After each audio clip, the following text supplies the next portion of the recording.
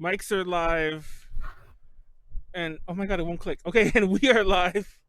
Ultra Podcast Z, episode 95. Coming to you live from quarantine.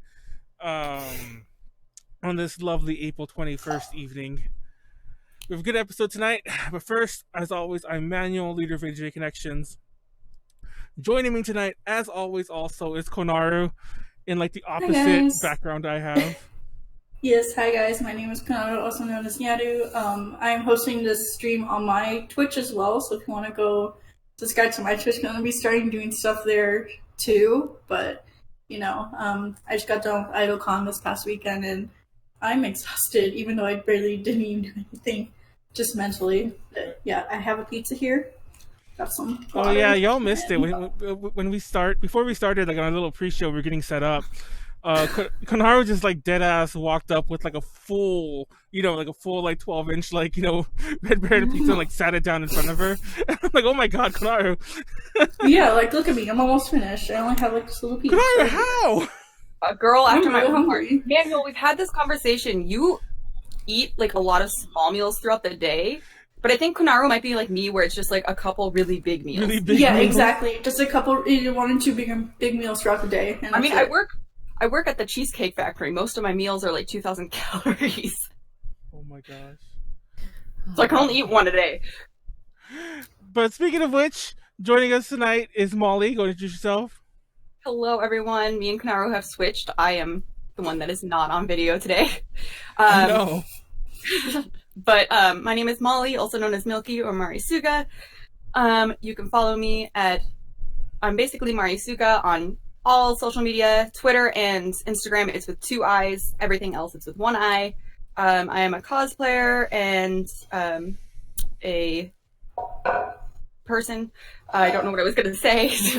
I'm also the kind of PR representative-ish of A-J Connections. I do what I can. And I also do a lot of the stuff at conventions for A-J, like panels and interviews. And, Rip those, though. Yeah, well, we're going to be talking about those today. I know, we will. But it's not like they're never coming back. Last but not least, joining us tonight, special guest all the way from Japan, Rubab. Go introduce yourself. Hi, I'm Rubab. I'm from Fake Star USA. If you're not familiar with us, we are a talent agency and promoter for Japanese talent. I am currently stuck in Japan.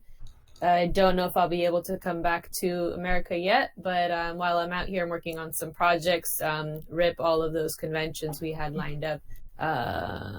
Yeah, it's been rough. But I'm here, and I'm excited. That's crazy. I actually didn't realize you were stuck in Japan. I mean, yeah, so yesterday Trump was like, I'm not letting immigrants come in anymore. And so now I'm just like, okay, well, are they going to cancel all the flights? Because I'm supposed to come back next week, but I've already extended my trip, and I don't know. We'll see. It's like Leslie and Warren getting stuck. I know. I was saying that too.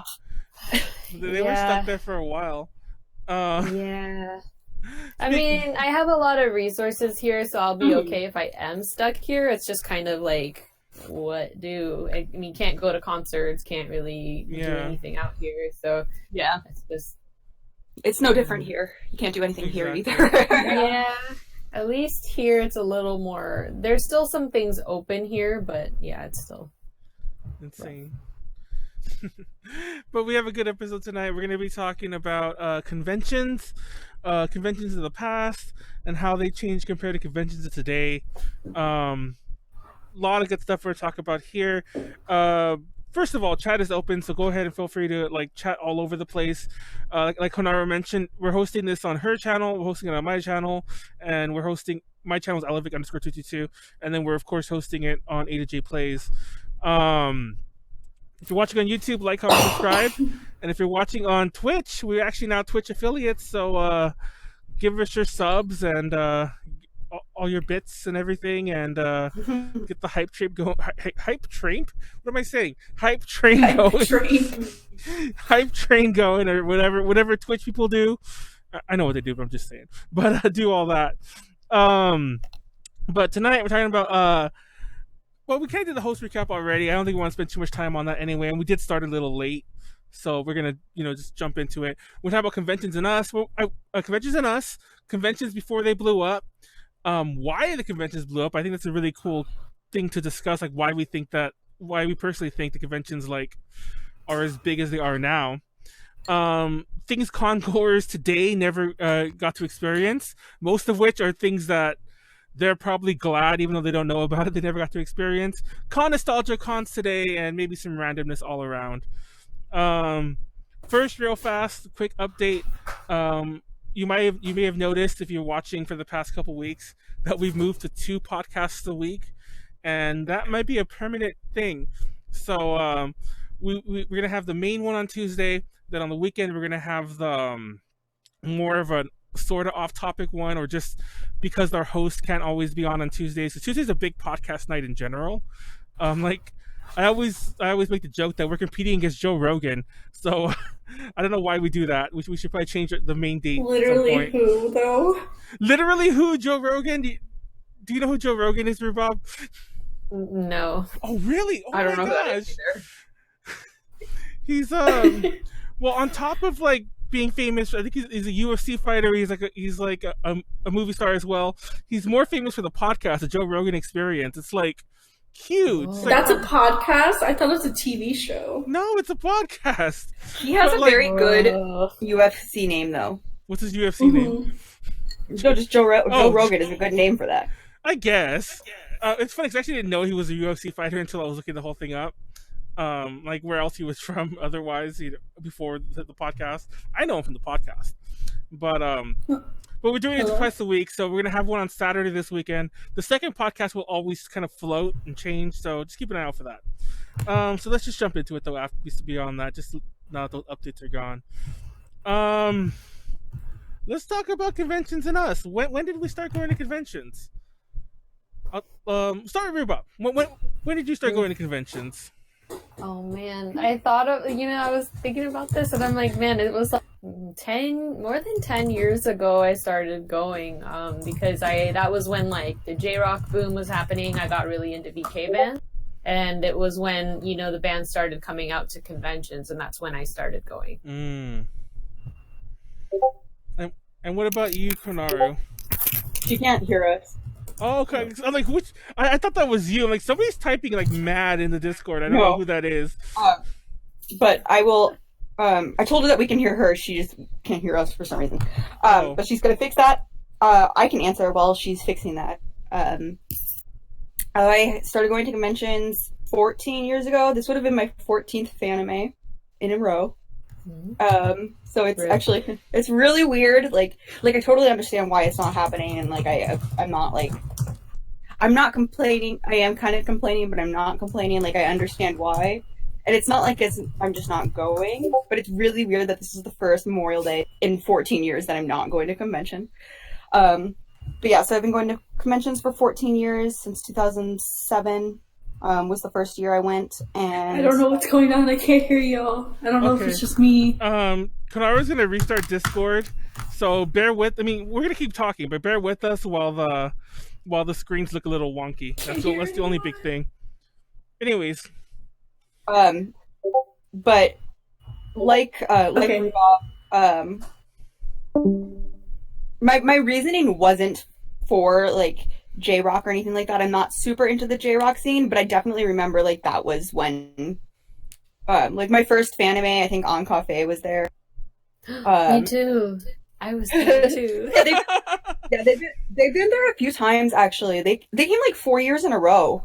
And I remember, just fun story while Konaru was restarting, I remember seeing a picture of On Cafe and I was like, oh, it's a band, it's a mixed gender band. And then I heard Bo sing and I was like, that's a man. I was my little 14-year-old self was shook. Okay, I can hear everyone now. Okay, yeah, there we I go. can still hear you. Okay, yeah. I don't know what happened, but I guess restarting helped. So I'm sorry. I accidentally closed Twitch, but it's funny. I'll go next. Well, Konaru kind of gets her bearings back. But I started going to. I have actually a really fast, funny story. I don't think I've ever told anyone this, just because I never got around to it. But when I was in high school or whatever, I don't even know why. I didn't like anime much. Now, I know if you heard my stories, like I got into anime really young. But for some reason, when I was in high school, I want to say it was probably just teenage angst. I was like, oh, I'm not really into anime. I don't like the anime thing, whatever. And I'll never forget a friend of mine, and it was actually a girl I kind of liked too, invited me to an anime convention, like AX, I'm sure. And I'm like, oh, anime is not my thing. I'm not going. And I made this big deal about not going. And that would have been like 2001, 2002, maybe ish or so. And I made this big deal about not going. But in 2004 was my very first AX. And I wish I can tell you what changed my mind. But I still have that email like in my like old ass Yahoo email thing where she emailed me like, hey, you want to go to AX? Let's, like over the weekend she emailed me and I'm like, no, I don't do anime. I don't do the anime thing.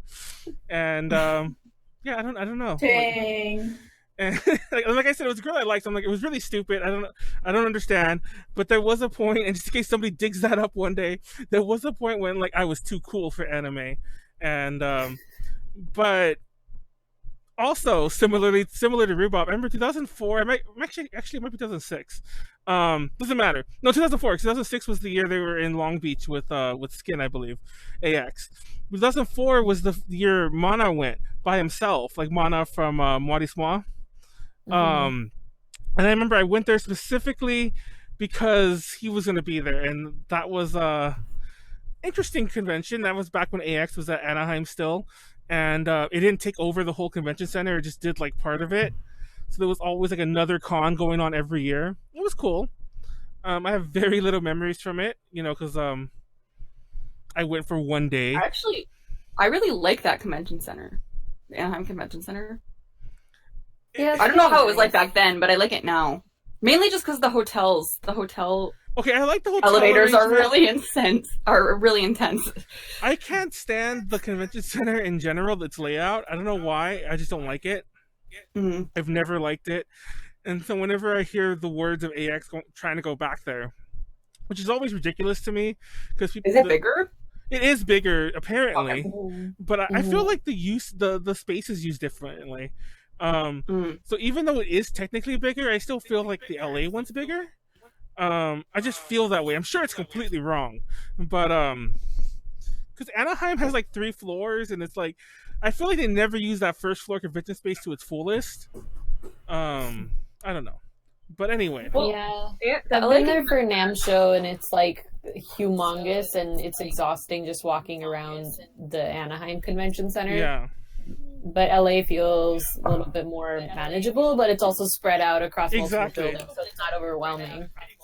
Because the Anaheim Convention Center is like I mentioned, especially that first floor exhibit hall area. It's like a sea, It's like just gigantic, everything. I don't know why Molly's. I think Molly's we call it making the pit in the cosplay community. The pit. I am. Or something's making this echo. I believe it's going to be Molly though, because Here, let me change my microphone to my computer microphone and see if that helps. Okay. Sorry about that. Okay. But anyhow, I'll tell more stories later. But because I'm starting to just dig into some other nostalgia bits. Let's talk about Konaru's first conventions. The baby of the group. Okay, so my first convention was back in 2008, I think, and it was at well, to preface this, I knew what cons were way before this. It wasn't just something out of the blue. This con happened to take place at the school where my mom graduated from. So they had a little anime club. So my mom was already full on board because she wanted to go see her college and everything. So I went, and it was a small con called MizumiCon. Now MizumiCon was the prequel or the pre-party con to Stay in Japan, and it's not around anymore.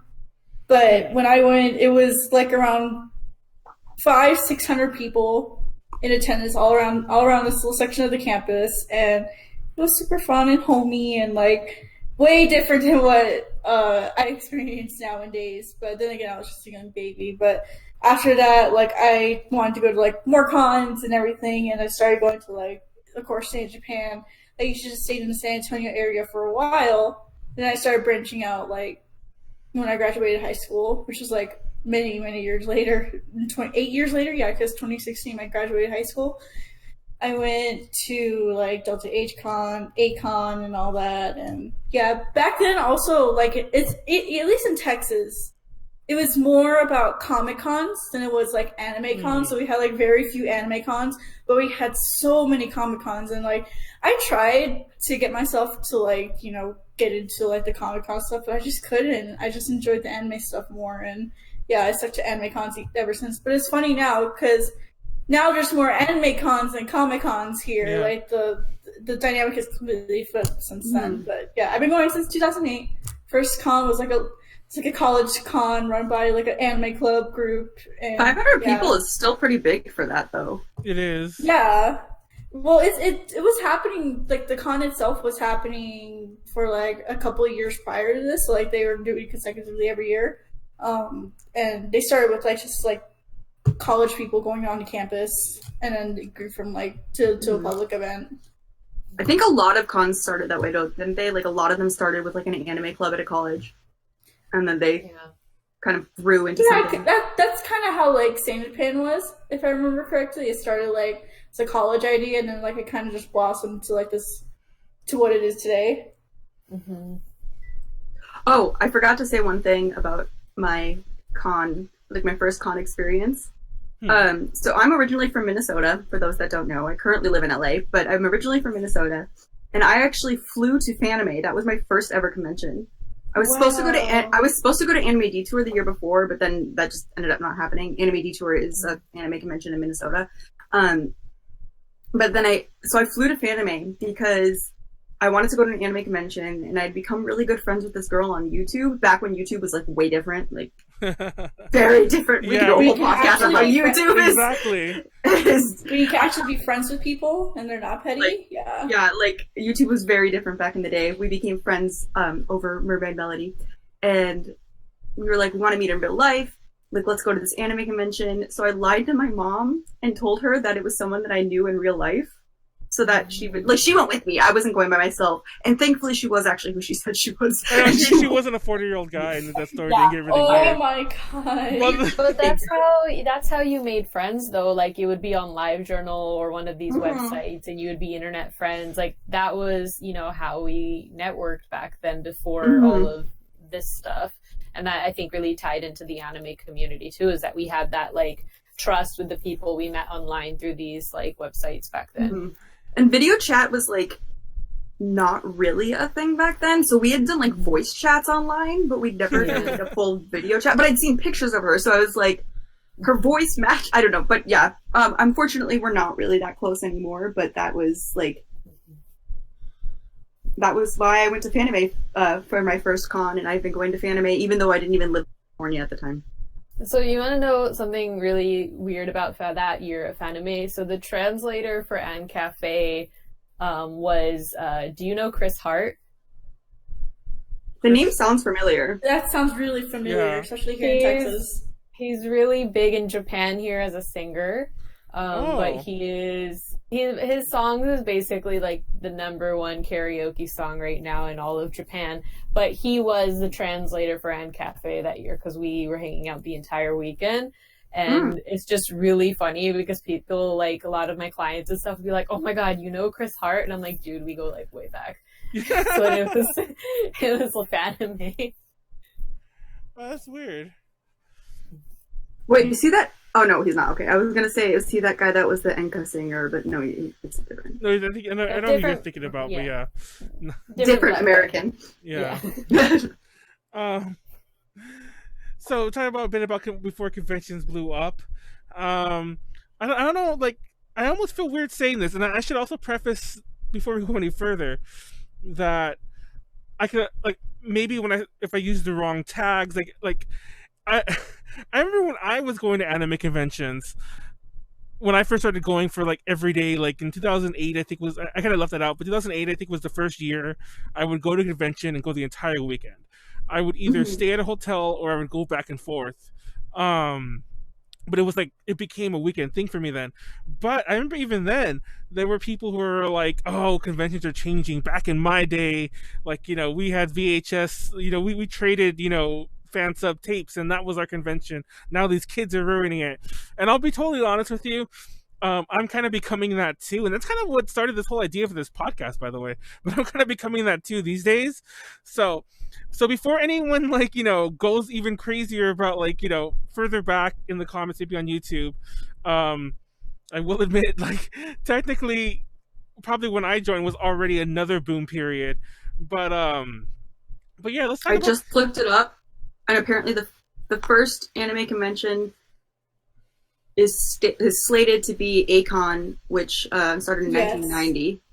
Yes, A-Kon was the first. Yeah, A-Kon is the first anime convention in the United States. But then it says also Yamato-Con was in 1983. Hold on. So no, technically, and I don't really love AX, by the way, but AX was, I think the first year they held it was called Anime Fest or something like that, and then it became AX the second year, when it became an annual event. And so there's literally been arguments between AX and A-Kon whether which one is the oldest convention.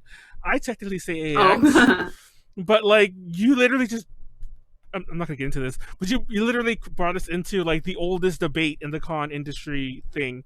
I will say that for better or worse, AX has experienced continual growth, where A-Kon has had issues, not just now. Okay. But I will admit that. Not just now, but because of course now there's it had to move a bunch of times. No, it's still now. But still now. But even prior to that, many years back, it was having issues maintaining itself and sustaining itself. But does anyone remember when AX was pretty much stably at 45, about 40,000 attendees, which was my first AX was 2014, I think. So I think I was already when I'd already been going to cons for 7 or 8 years by the time I first went to AX, and I was very overwhelmed. So I think it was by the time I was going, it was already bigger. Yeah, my first AX I think was 2008 or 2009, and that was when they still were able to do things competently. So yes, that's very true. AX in 2008 and 9, like I said, the number, I think 2008 was the first year they were in the LA Convention Center, and they had a bit of growth, and like I said, they pretty much maintained the 40K number for the next 4 or 5 years. In that range. And not gonna lie, back then was kind of perfect. The convention was big. I remember still feeling claustrophobic half the time, but lines worked.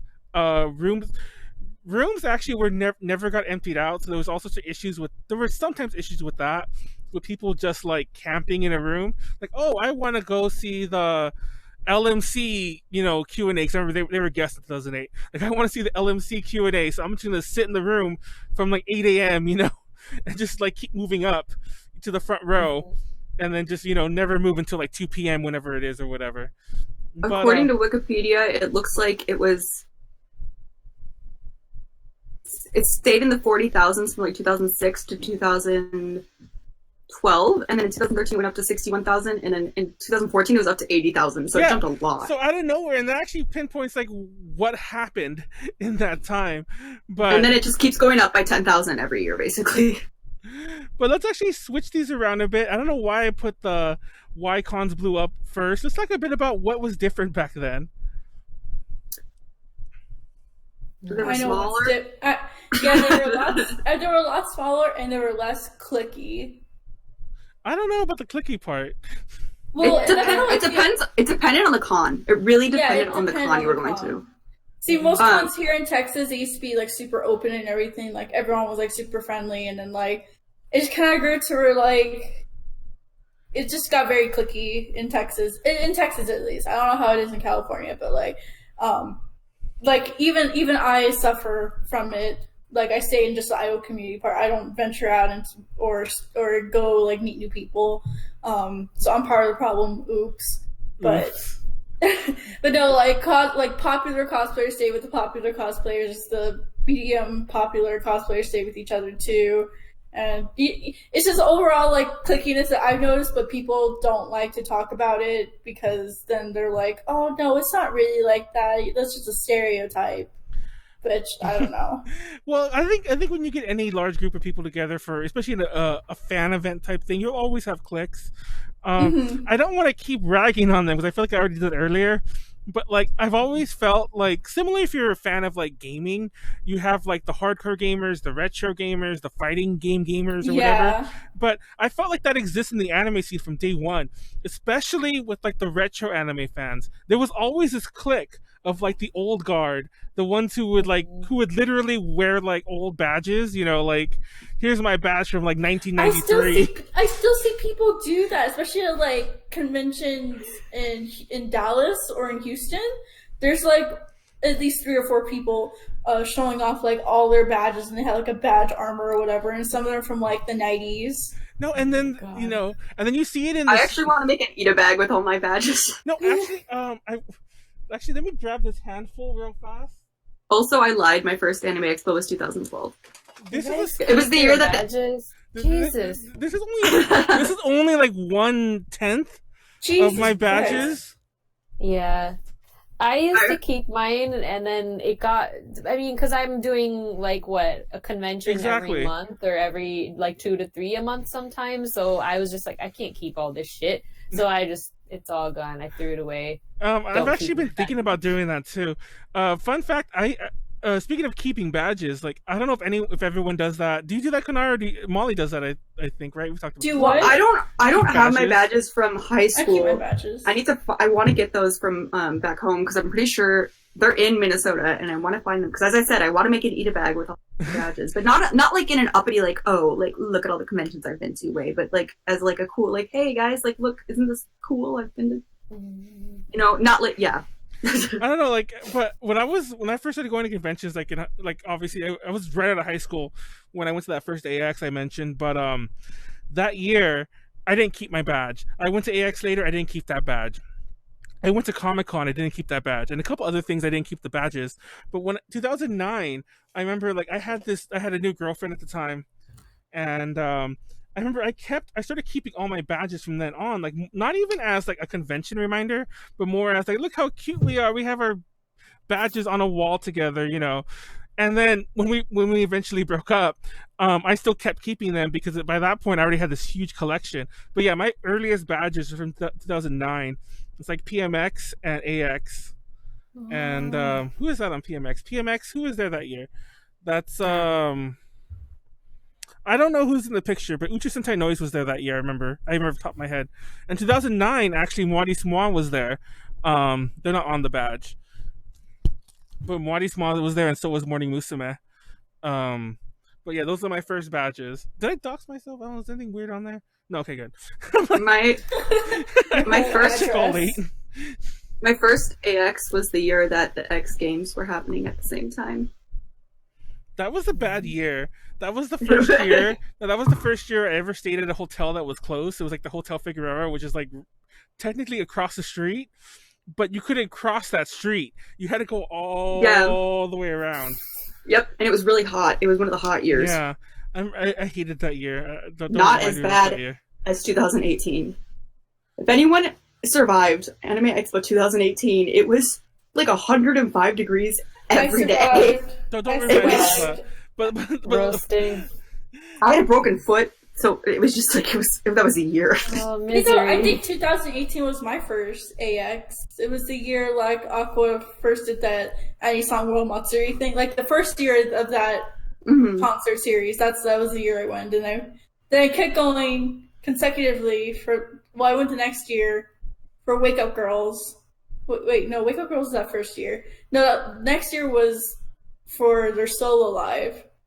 Then it was this past year. Yeah, I think I forgot. But yeah, no, I've been going since 2017, 2018. So I've only seen the latest parts of AX. One thing that I'll say is a little bit different now, at least with Fanime. There used to be a lot more protesters. Oh my god. There still are, but there used to be a wall of protesters, and it was actually funny. Yeah. Because I remember there's this image, and it's an amazing image of two people cosplaying as Scanty and Knee Socks from Panty and Stockings. Yes, I know what you mean. And the protesters are in the background, like all sinners go to hell, and it is such a great image. It's funny because we used to have this protester at San Japan. It was only at San Japan too. Like no other con in Dallas, no other con in Houston, Austin, or whatever. They didn't get protesters. No, San Japan in San Antonio got a single protester. And he was like, he became like a con meme because he was just like this solo dude on a mission to like make sure everyone knows that this con is like the devil or whatever. Well, AX had the meme of heaven or hell. Heaven or hell. Does anyone else remember that protester? No. I remember that one. He would just like sit there going heaven or hell. Yeah, I always thought it was a normal thing, like when I first started going to cons, that like, oh, I guess there's protesters at every con because all the California cons had them. Mm-hmm. Well, we actually touched upon this of all things. It wasn't even a podcast about conventions. We were talking about, like, you know, for those who don't know, little off topic here, but I'll be brief. For those who don't know, almost all those protesters come from the same place. It's that Westboro Baptist Church. Oh, they're Westboro? Oh, yeah. really? So, and I didn't know that. That's why they always have the same signs. And if you really pay attention, it's often the same people, and they fly them around the country. But no joke, apparently, and there were articles about this a couple years back. Their membership's been declining, like a lot. I think if you look, most like church membership is declining, but especially some of the fundamentalist ones, their membership is declining. They're losing funding, so they can't really afford to fly out 20 people to Fanime or 20 people to AX. So that's why in recent cons you'll see the one person, that maybe two or three, but it's usually just one person these days.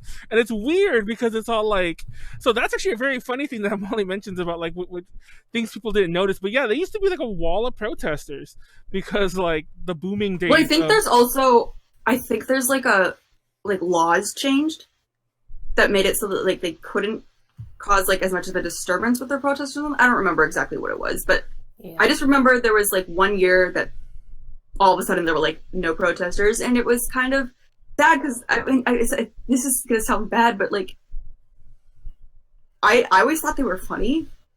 Like even as a kid, I was like, this is really funny because like the signs they would have would be like all the people that are going to hell, and it was like all these different things, and it included some Christians, and it was just like, and then I remember there would always be that one Jesus cosplayer that would like go and stand with them. It was just like the best. Yeah, it was just like it was. Because, I mean, I don't think they were changing anyone's mind. It was just like, oh, this is like part of going to California conventions. You know, there's just the protesters and, you know. They always have the same signs, too. They're all like neon colored and like Yaoi is a sin and stuff. Yaoi is a sin? Well, you know, Yaoi might be a sin. Yeah. Oh, God, Molly. No, sorry. I mean that as a joke. I don't mean that as like a... Hashtag Molly is over party 2020. Is going. No, Manuel's over party. No, that was actually going. Other things that are different. I feel like Yaoi was much more popular. Yaoi paddles. Anyone remember Yaoi paddles? Oh, Yaoi paddles, and like seeing people like walking around on like a leash. Like you still see it, but it's much less common. Yeah, I'm scared. Did any of you guys go to JRock Con? I did. That was the thing at the Wilshire, right? It was in San Jose, I remember. Yeah, never mind. I'm thinking about something else. No, I didn't. Yeah, there was like a JRock Con, and those are like, that was one of the first cons I also went to, so a lot of my early con memories are from JRock Con, but it was literally started by this girl who had a lot of money from her dad or something, and she started this JRock convention, and they were bringing out like JRock bands from LA and stuff, and they tried to get Gilgamesh to come out one time. It only lasted like a couple years, but it was like super indie convention status, and it was like so much fun, but it was so weird. No, I wanted to go to that Idol Matsuri thing that was in Seattle. No, that one wasn't a good con. No, okay, but you need to also understand my mind as a 13, 14-year-old who didn't even know that like an idol convention could even be something that's possible. like that shit blew my mind, and I wanted to go so bad. I don't even care like how shitty it was. Like even today, like I still wish I kind of like had the money and the maturity to go there, you know? That was a long time ago. That was circa, like, literally, that was, like, right, that was the year before AJ started. So you would have, like, that was a long time ago, like 7 years ago. I would have been super baby. Yeah. But then again, the times that, that's another thing that I feel changed. Maybe I'm just, like, not noticing them as often. I just look past them. But I feel like there were a lot more kids back then. Like, I feel like you don't see as many that is kids. the complete opposite. Maybe, no, maybe I'm just blind. But like you're blind. Because when I first started going to conventions, like I was like in my late teens, early 20s, and I was like, oh my god, too many damn kids here. Like, oh my god, this is so terrible. Like, why am I here? But I maybe because I try to like circle myself with like people not quite that young, even though there's still people like, you know, like Konaru, and I have other friends who are like in their early 20s as well now. But still I have like older friends. Maybe I just don't notice that there's kids everywhere. But it was always the kids with the yaoi paddles, always the kids with the glomping and the free hug signs. It's still like that. It's still kind of like that these days. Like I associate kids with My Hero Academia and like certain like animes. TikTok, I associate that with kids. Like if I see kids in the hallway making a TikTok, I'm like, oh my god, look at these kids. Like, you know, it's still that same concept, but with just different mediums, I guess. I think there's also outlets for kids at conventions now. They have rooms for families to go to. They didn't have that back then. So back then it wasn't really a family-friendly environment, I think. I think it definitely changed a lot recently. I never went this year, but there was the year it was at the Disneyland Hotel, and that was the AX. And that was the year that AX had to get rid of all of its, like, porn, basically. And had to, like, you know, hide it all because I guess, like, somebody from Disney, you know, the hotel, I mean, was, like, walking around like, whoa, you know, what is this? It's like, oh, we're going to shut you down. Big mouths don't like that. Yeah, so big mouths don't like that. And, like, literally from, like, night one, they had to hide everything. Like, apparently staff, like, I've heard this story countless times. Like, staffers had to go and, like, go to each booth, like, this has to go, this has to go, this has to go. Like, you know, like, not just the obvious, the overt like yaoi or the hentai, but I mean like also like, oh, you know, the big boobed wall scroll that might be a bit too suggestive, like that has to go, you know, things like that. Mm-hmm. And yeah. Well, now they have it, but it's like always behind like a place where you like have to show your ID to go into that like area. I always wonder about that because there's still people who sell yaoi and hentai like on the main show floor, even at any convention. And I remember, like, I wasn't a kid, but I was, like, you know, in my late teens, and I'm, like, browsing at, like, hentai for the first time in my life. And I remember not understanding the concept of doujinshi. I didn't think I even knew the word yet. I was just like, oh my god, it's people from Evangelion, and they're, like, having sex. And I was just so confused by the concept. I think I bought several. And then I was like, oh my god, this is the craziest, like, things I've ever seen on the internet. I don't know why I'm not cursing. Like, you know, but it's the craziest stuff I've ever seen. Like, and it's not on the internet. It's, like, in person. So I bought a ton of it, and but yeah, that wore off very fast. Fun fact, I don't know if anyone's gonna hate me for this. If there's probably like hardcore doujin collectors out there, but I threw all of that away one year, like, you know, a long time ago, and I just like, and I'm like, I didn't even bother trying to sell it. I just got all my hentai, all my doujin. Not that I had a huge collection, but I was just like, oh, this is trash, and I just threw it all away. And every time I tell that, they're like, what? And like, there was some early like first run, like, well, mind you, I wasn't collecting. I would just pick things up because that was funny to have around my place. I'm like, look, guys, I have like, you know, I have. Oh, this is getting my coffee board books are hentai. I mean, that probably sounds super edgelord today, but it wasn't like that. It was just me. I guess it was kind of edgelord, but before they were edgelords. It's edgelord. Yeah. It's edgelord. I would have that out. No joke. Back in my MySpace days, my profile picture was like was me just like leaning back in the library reading a hentai manga. So yeah, that's totally edgelord.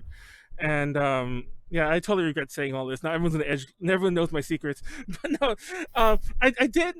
Now I kind of wish I had it, not so much because I want it all around, but more for like nostalgia factors, like, you know, like hoarding. But I did throw it all away one day it wasn't even during a move. I just was like, I don't want this anymore, and I threw it all away. But Yeah, I that think was my edgelord moment.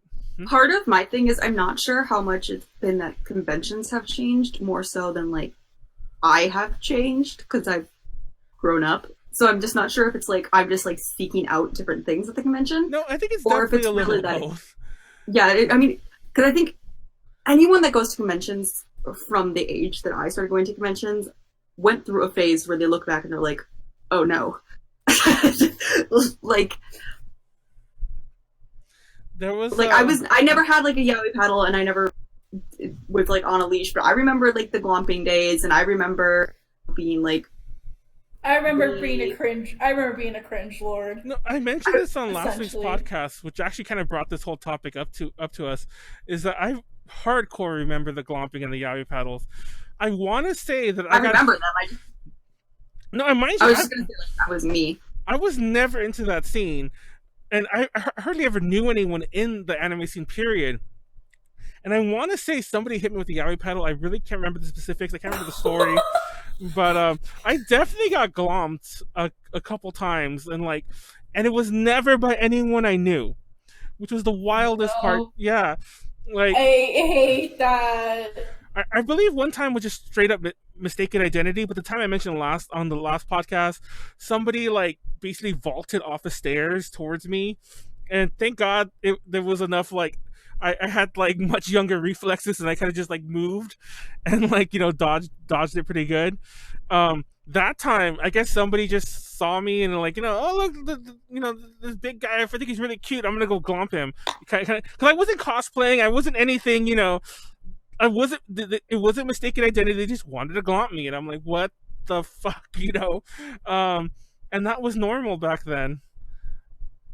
Now you do that, you get like assault charges. No, back in the day, I never heard of I never heard the phrase "call security," "call con security" or whatever. It was, I've never that was a thing. First of all, this was way before cosplay is not consent, and obviously I wasn't even cosplaying.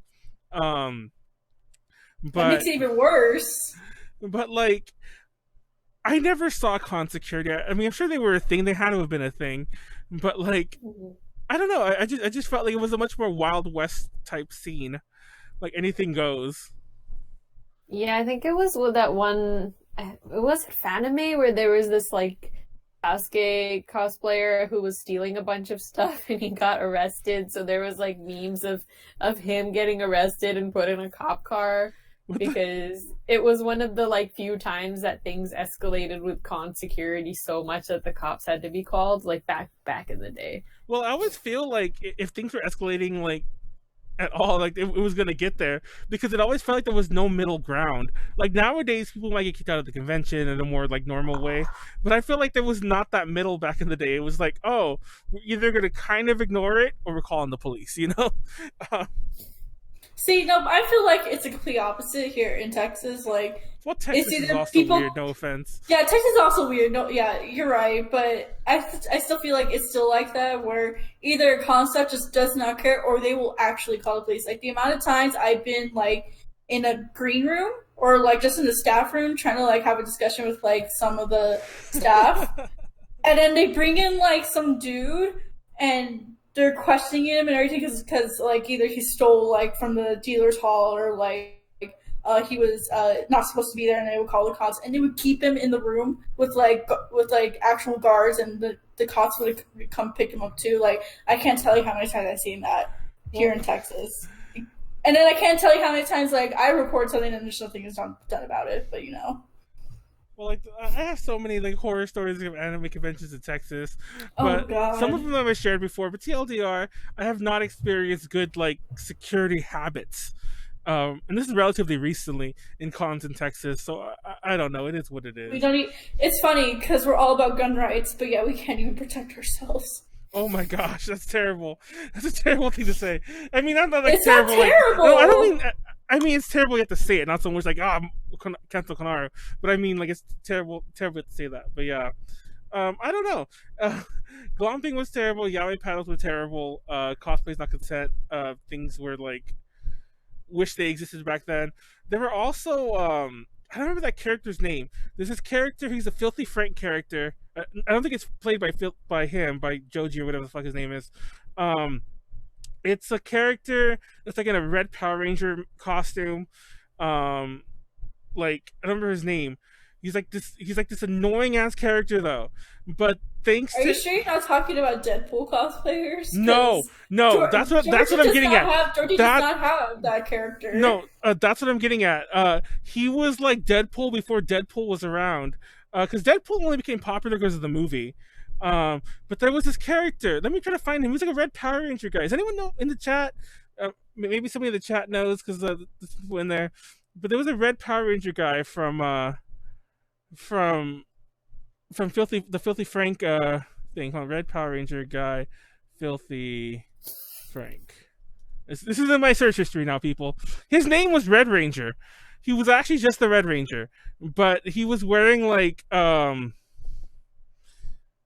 many characters that existed on this damn Filthy Frank show? Anyway, but yeah, he would do all like there were people who would cosplay as him, and it was like Deadpool before Deadpool in that he would like ruin pictures, ruin like things, harass you, and of course whoever it was thought it was the most hilarious thing ever. I don't know, maybe I'm just too old for that, but cosplayers like that always got on my nerves. Yikes. You never had to deal with people like that, Rubab?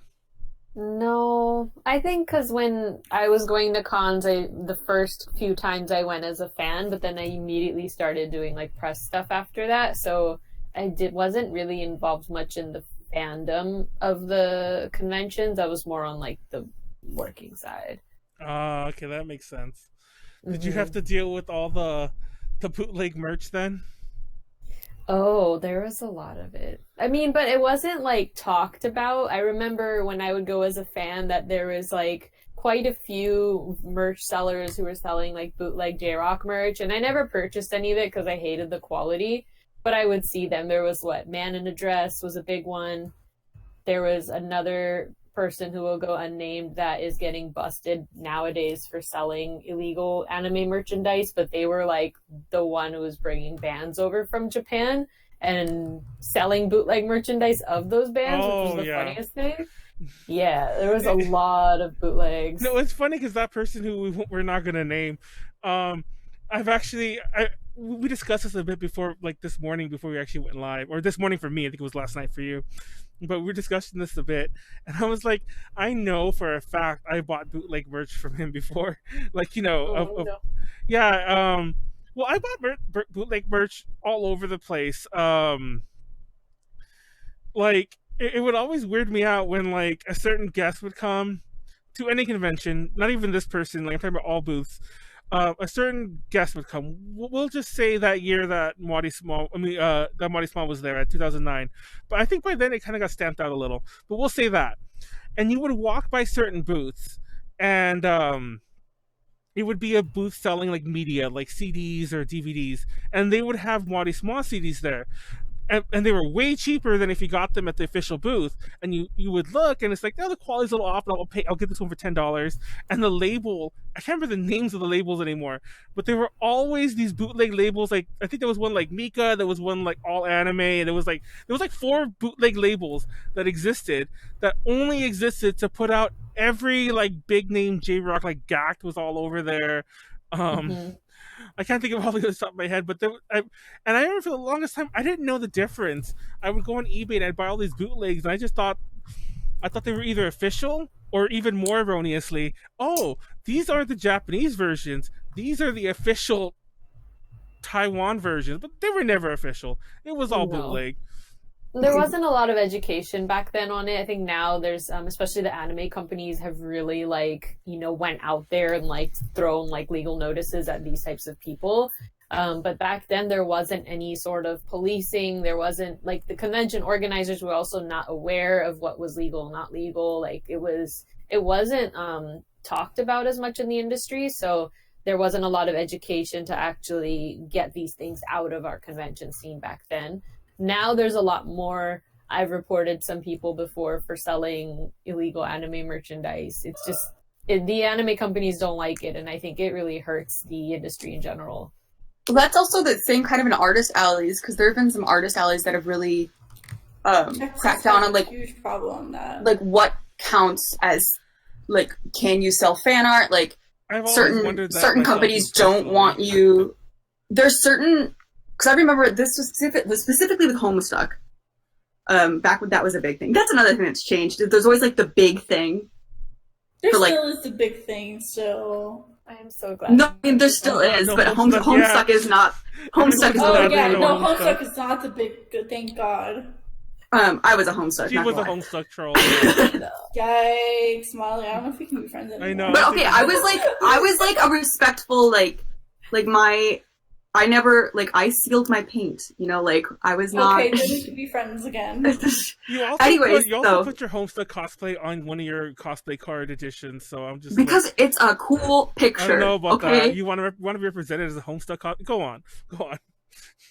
Anyways, I don't even have many of those left. The point is that, like, specifically because, like, obviously Homestuck was huge, so people were, like, all the Artist Alley people were doing it, and the creator basically said, like, no, you can't sell, like, fan art of these characters anymore. And it was just, like, you had to get, like, special permission from him. And I think there are some other things, too. It just, like, I remember there was one year that an Artist Alley basically said, like, no one can sell fan art, and a lot of the artists were like, what the hell are we supposed to sell?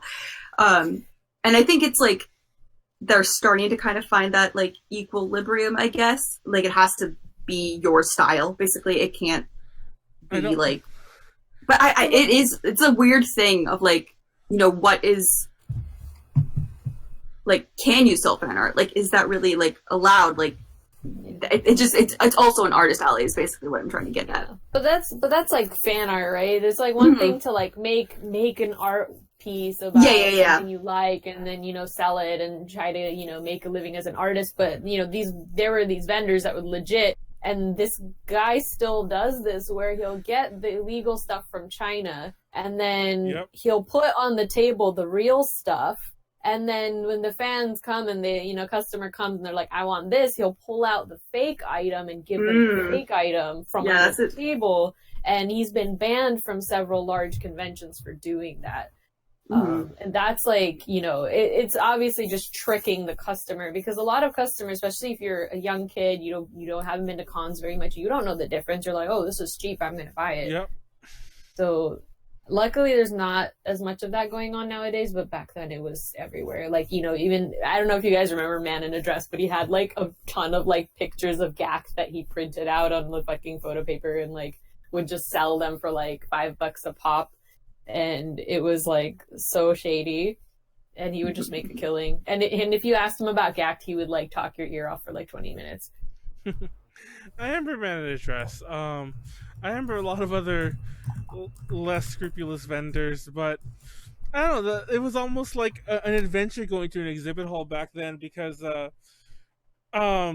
just navigating the bootlegs. Fun fact, I actually had amassed such a huge collection of bootleg anime collections, like DVDs, that I only very recently, as in, like, last year, finally got rid of the last chunks of them that I still had in my collection.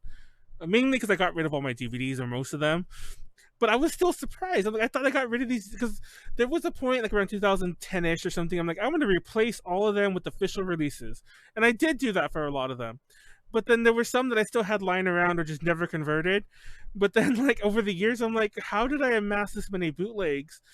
And, like, I don't know. I must have been the world's stupidest consumer when it came to anime goods for the longest time, because I had so many bootlegs. I had this whole, like, wall of, like, not wall, like, this whole, like, display thing of Inuyasha keychains, and they were all bootleg. Like, I've had so much bootleg goods. I don't know. It's too many. It's too many to keep to go on about. But going back to the Artist Alley thing, I've always wondered that myself. Now, most cons, first of all, I don't want to rag on my artist friends, because I have several of them who sell at Artist Alleys. but a lot of cons are implementing what they call the 50-50 rule, where they I was just about to bring that up too, the 50-50 rule. Where it has to be 50% original work if you're going to sell fan art at all. And I'm still shocked that so many artists are losing their shit about this. Like, not so much like, I don't want to do that, but more like, what can I do? Yeah, exactly. I'm like, I don't want to, like, no offense. Take offense, I guess, because I'm going to say it anyway. But no offense. But how can you like sell all this art at all of these conventions? But when somebody asks you that half of it has to be your own work, you suddenly don't know how to like do anything. I don't know. Yeah, exactly. You don't know how to draw. Like suddenly you can't just make up an OC. You can't do a Sonic OC or something. But then again, like, that's kind of... I have a friend who actually has like her own comic, like her own webtoon comic, and it's like super popular. The comic ends up taking 75% of her booth, while 10% is like, 75 and 25% of her booth is like fan art.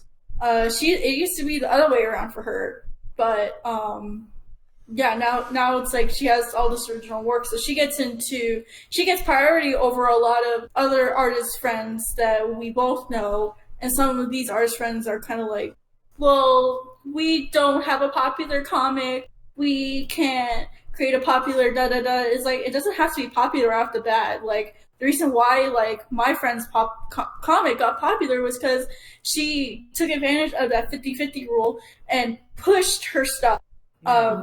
She pushed it out there, and that's how it got popular. So, I mean, so if they didn't have that rule, she wouldn't have even. She wouldn't even have that. She wouldn't even have that invested that time into creating her original stories, doing the comic, pushing her merchandise. So, I think it's a good incentive for artists to create their original works and probably grow in general. Yeah. I've actually mentioned this on past podcasts all the time. Like, I actually pretty much have stopped buying anime goods, not so much because I don't want to like do anything. I need to downsize. I have too much junk, which is why I got rid of all my DVDs and other stuff recently. But like, I need to downsize, and I've been trying not to buy it, but I've been doing a lot of artist alley purchasing, which has been like my bread and butter for the past few years when it comes to anime conventions. And honestly, like, I'm more attracted when it's original work than it is when it's work just like copied by the things.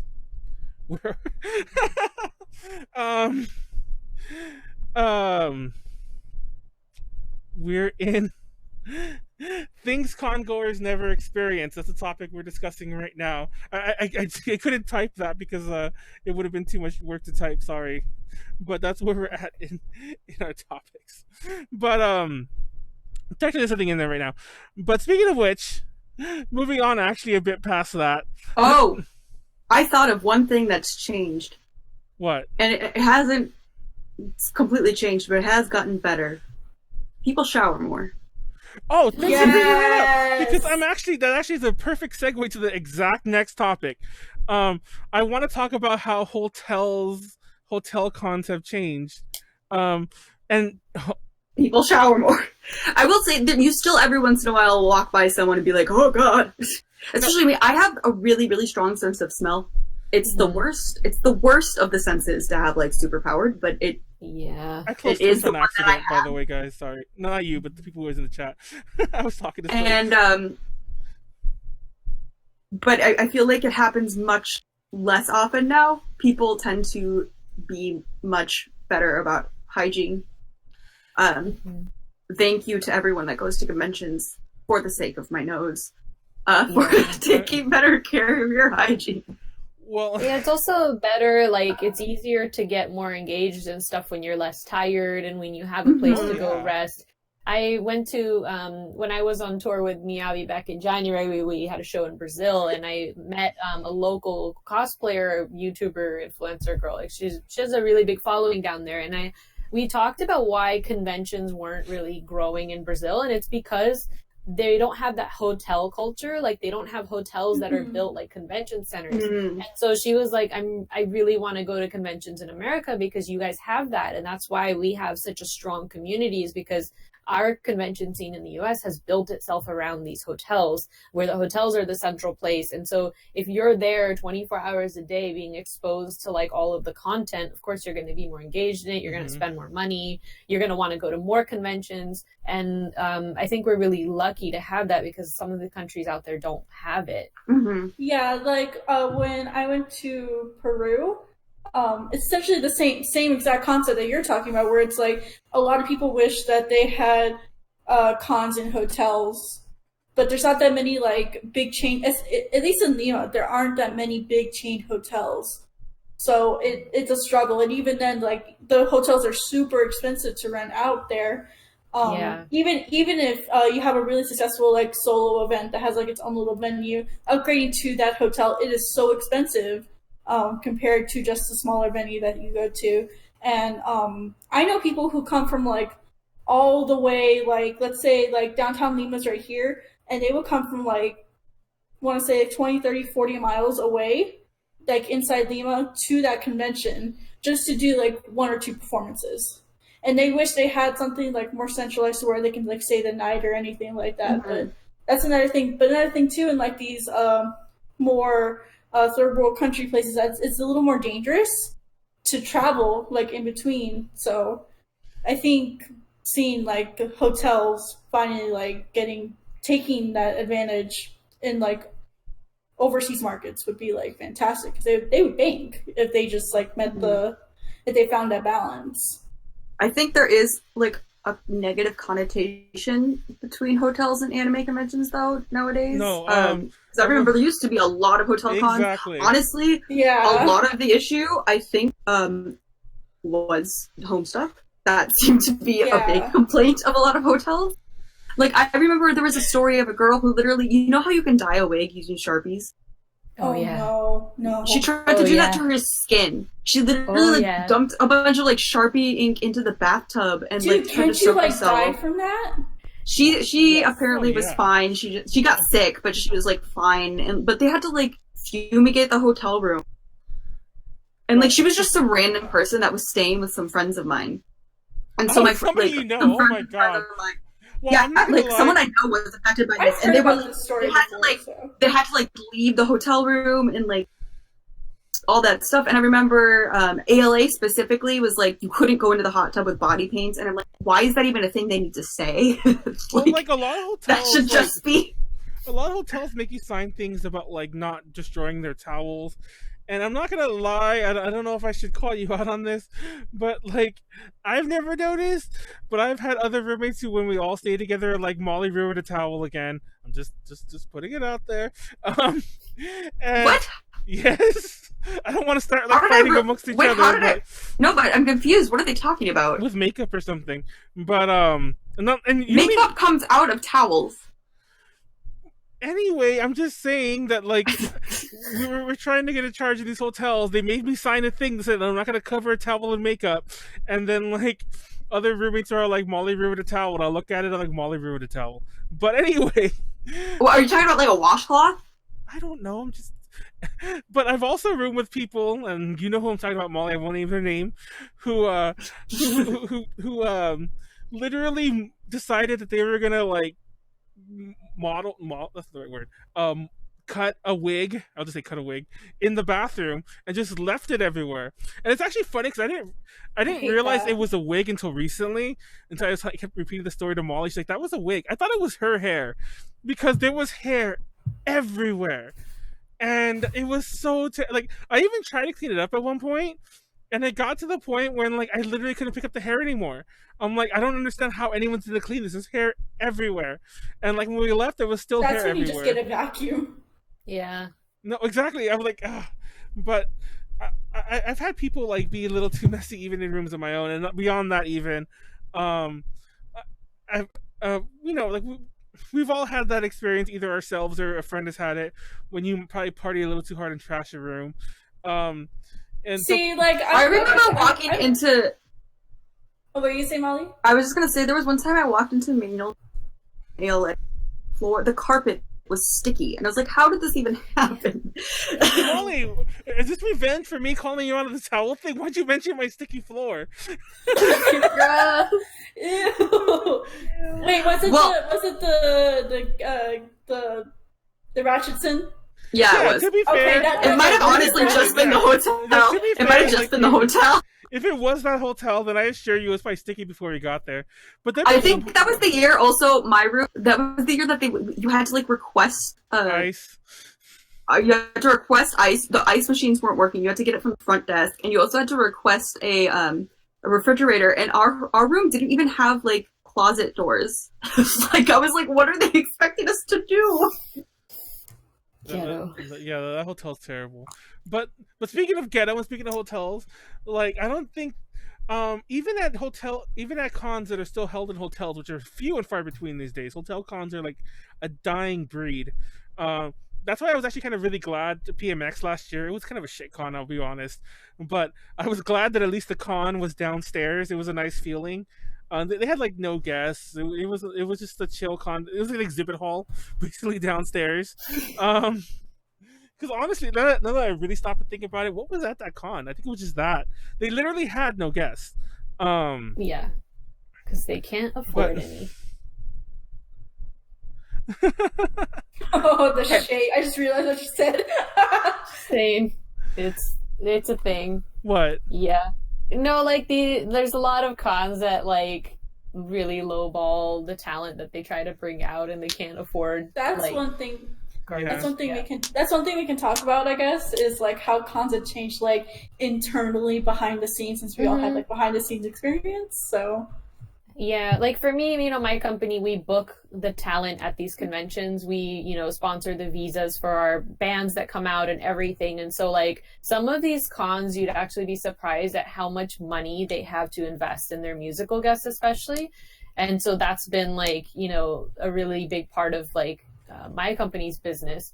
So I've definitely seen a huge difference. And there are cons out there that still think that they don't need to invest the money into visas, which are very, very expensive. Like you're looking at thousands of dollars for visas for bands. So back like maybe 10 years ago, a lot of cons weren't getting proper visas. And nowadays it's pretty much impossible to bring bands out without visas. even then, there wasn't that much like education on like how to bring out.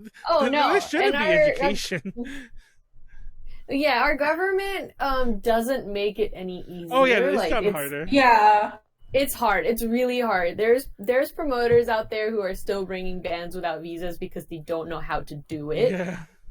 And so like, but this is a huge part of the budget for conventions now. Back in the day, they would just bring them like, oh, go come on a tourist visa, whatever. You can't do that anymore. So the cons that have a lot of money to invest in guests, they are spending a lot more than what you would think, just because you got visas, you have to bring the crew out. You have to hire translators now because volunteer translators are not really great to work with anymore. So these budgets for these guests, for musical guests, is really big. Like you're looking at like probably $20,000 to $30,000 just to bring one band. Is it a work visa that they need? Like a work visa? Or it has to be an artist visa. Yeah. Like oh, okay. visa I didn't know that was a thing. And that's one thing I noticed too, like a change is how cons are actually investing more into like bringing out bands and artists and all that than just like having a local band come in and be a guest. And that's the music talent for like the one thing. I have not personally experienced this. I haven't been in like an artist handler or anything like that, but I have heard that is a place that a lot of cons can improve. Like yes, they're getting them over here, but a lot of times they're not treated the best when they're here. There's a specific con that I've heard this about that I'm not going to name, but it's a very large con in the country. It is the largest con in the country. Oh, okay. Apparently does not treat their guests. I mean, it's not like they're like abusing them, but they're just like, they're not getting... Well, that con also has all sorts of issues at the top, like in management these days in general. I've heard... that like it's really like there's still I just don't want anyone to think that like, oh, it's good, like they're paying people now, and like there's still a ways to go. Yeah, it is actually the opposite. The thing that this convention in particular does is like, well, you can pay us to be at the convention. Oh, wow. Yeah, especially last year, I believe the people who performed at this convention paid their own flights, their own appearance fees, their own hotels, their own food, their own badges. There are guests that go to this convention that have to buy their own badge to go and work. That's ridiculous. Very. Actually, speaking of segue to it, we're going to talk about a different con, wink wink. So at Anime Expo, you have to like a lot of people don't realize that they've gotten so ridiculous when it comes to like what you have to pay for. The only badge that is free at Anime Expo is, I believe, a press badge. Oh yeah. Like industry has to pay. I mean, maybe not all guests have to pay, but some guests have to pay. Like, I guess I can understand, like, maybe if you have to pay for flight, whatever, but they should pay for everything once you're there, in my opinion. And it just, like, I have a lot of friends that are in the industry, like voiceovers and stuff, and they are like, I'm not going to go because, you know, it's still $85 to go. And I do understand, like, that's still significantly less than the original, but it's like, sometimes people are going there for work. Well, And then it's like they have to pay. I don't play devil's advocate here for AX because I don't really harbor any specific love for them, but I'm just repeating what I've been told. From what I understand for the industry badges, and I'm not saying your friends are doing this. I'm not saying that like anyone we know is doing this. But from what I understand, and I'll be honest with you, I have some friends who have kind of done this. Like when the industry bar is set too low, or just like everyone gets free if you're working the industry, at a con like AX, suddenly you have thousands and thousands of like voice actors. There's a lot of voice actors. There's a lot of people who've worked in like any part of the anime field. Oh, I work in social media for like, you know, Funimation. I run one of their accounts. I do this, I do that. Oh, I was guard C in this one video game. Oh, you know, so suddenly you have thousands of people who are all applying for industry, and charging them the reduced thing was a way to vet that. And I'll admit it, because like I had certain friends who would always like game the system like that back in the day. Would be all like, hey, and then let's be honest here, some of them could really fudge your resume, especially if they have like other friends in the industry, and there you go. So yeah. I don't want to. I do, yeah. People like that ruined it for everyone else. Is what I'm getting at. Yeah, but also another thing that is kind of like when it comes to Anime Expos, I know like I have one of my really good friends. She was in an anime, and she was not. They wouldn't let her in. Like she had to basically like beg them to let her into the panel for that anime. Was she like, on the panel?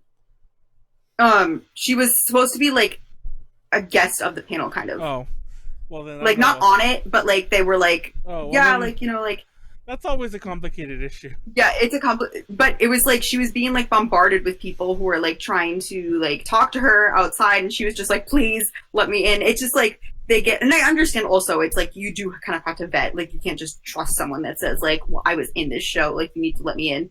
But there are it's just it's not I guess what I'm just trying to say is I think a lot of people assume that like if you're in the industry you just get everything for free, and like you just get to go to the front of the line and stuff, and that is not true, at least specifically at Anime Expo. Well, yeah, because at a smaller con, usually like once again the thousands of people who are just trying to go to AX for free probably aren't going to go to the small hotel con because they don't really care that. They probably don't care about the cons at all. They just want to go like party, hang out with friends, you know, at the big one. And also, when it becomes a lot smaller, it becomes like, oh, they're only getting so many applications. They probably know the people who are coming in as industry. It's like, oh, that's so and so. I know him, and they're like, yeah, pass them along.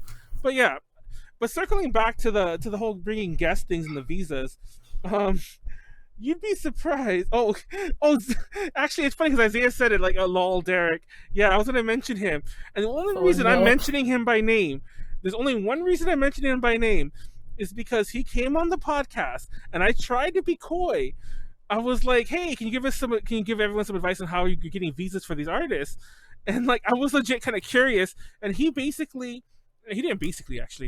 straight up admitted to doing one of the commonly used wrong ways to bring an artist over, like, you know, with the improper visas and he totally admitted it live on a podcast that was I specific. was there. Yes, it was I was specifically it was specifically about bringing guests to overseas, and he just straight up was like, "Oh, don't go the normal way because you'll never get it approved. It'll take forever. It costs too much money. Do it like this." And I was like, I was going along. I'm like, I'm not going to stop him, but in my head, I was like, he's admitting to this. It's like all like, mind you, no one's like. Too high up's gonna watch it, but in theory, he admitted to getting wrong visas. These people could be like deported if they ever come back. They could be banned from the country for years for performing here illegally. It's insane. Oh yeah, it's happened. I mean, we tried to organize an event for a certain artist very recently, and they wouldn't let him in because the last time he came to the U.S. was without a proper visa, and that's what they looked up. And even though this was a very, very long time ago in the past, whoever organized that event decided not to get visas for any of the bands that performed there. So it does affect the artist's career. The next time they try to come in, even as a tourist, it's going to affect them. And that's why we always see like these one-time big artists to coming like once they're in Colorado. Some event here in Texas, they just come this one time and then you never see them again. So sad. And I know there is, and Derek isn't even the promoter I was talking about. There is another promoter. We have a band that works with us that used to work with a different promoter, and management's biggest issue was that this promoter had no idea how to get the visas, and they had to invest their own money into getting the visa because that promoter had no idea how to do it. And I can have like a whole other like podcast of why visas are important, but also like our visas are so strict that not just anybody can get one. So at least for my company, when we decide what talent we're bringing, we have to make that decision on, is this artist even big enough to qualify for an artist visa?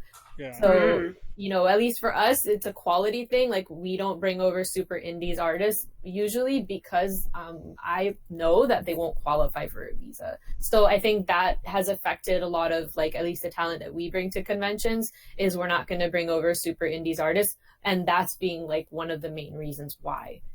Mm-hmm. I never thought about that. Well, I know there's even some of like the big names though. Wasn't there a K-pop group that like had to cancel their concert because one of the members couldn't get a visa?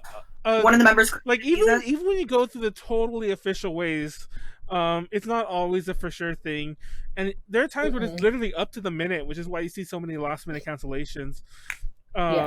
Obviously, there's it's not a good system. Yeah. Our system is really bad. And I've heard of bands that come on tour to the US, they're spending $50,000 on visas. Like, it's not easy, and it's not a joke. Like, it's really difficult to get, especially when you have huge crews coming with you. Yeah.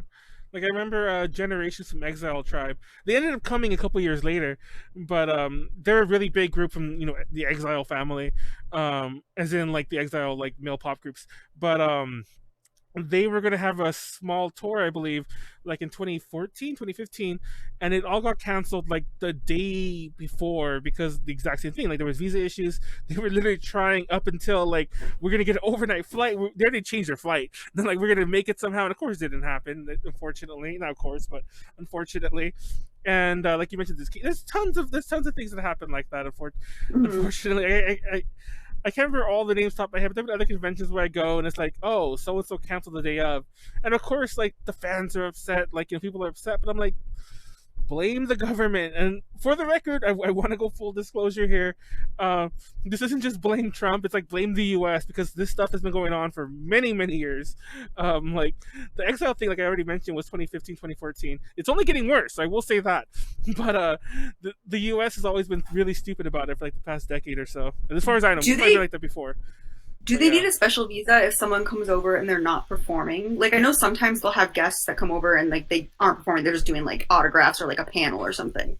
Yeah, that for that case, technically no. It's allowed by the tourist visa, and you can actually look up like what activities are allowed by a tourist visa. But what used to be like the immigration used to consider an ESTA, which is a tourist visa for Japanese nationals to come here or come to America. They used to be allowed to do like amateur performances, but now it's basically conventions have gotten so big and that immigration looks at conventions and they're looking at who's coming to America, and they will flag people. So, you know, that's a big change with conventions, is that now the government is looking at the cons. And so if you are saying you're coming to perform and it's like all of it's being publicized and everything, they know about it and they're sitting there waiting for you to come through immigration and they'll grab you. So yeah, it's if you're speaking and stuff, it's different, but the minute you're on a stage performing, immigration considers that a paid performance. It's insane. So like even if you like, let's say you just go and like you don't get paid, you just go for like the exposure or whatever, you still need the artist visa?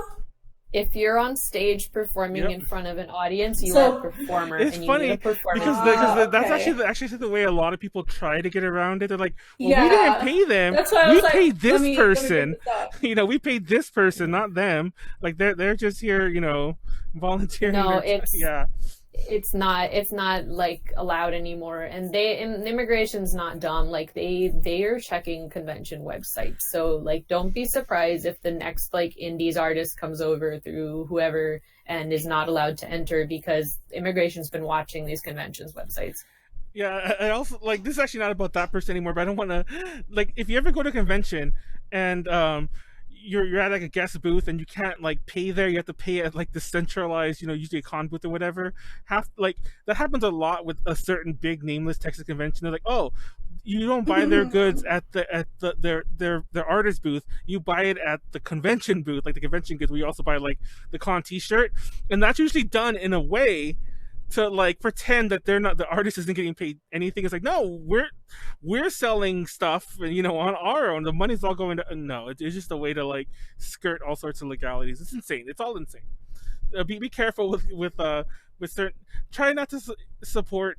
Actually, don't support promoters who, you know, are doing these practices, because at the end of the day, it only hurts the artist. It only really hurts the person you're trying to support in the long run. Well, especially if they're able to like get on the plane and they get here and then they're like detained. Like I know people that have had that happen for whatever reason. Some of them were sent back to wherever they came from, and some of them were then able to enter the country. But it's not a fun experience.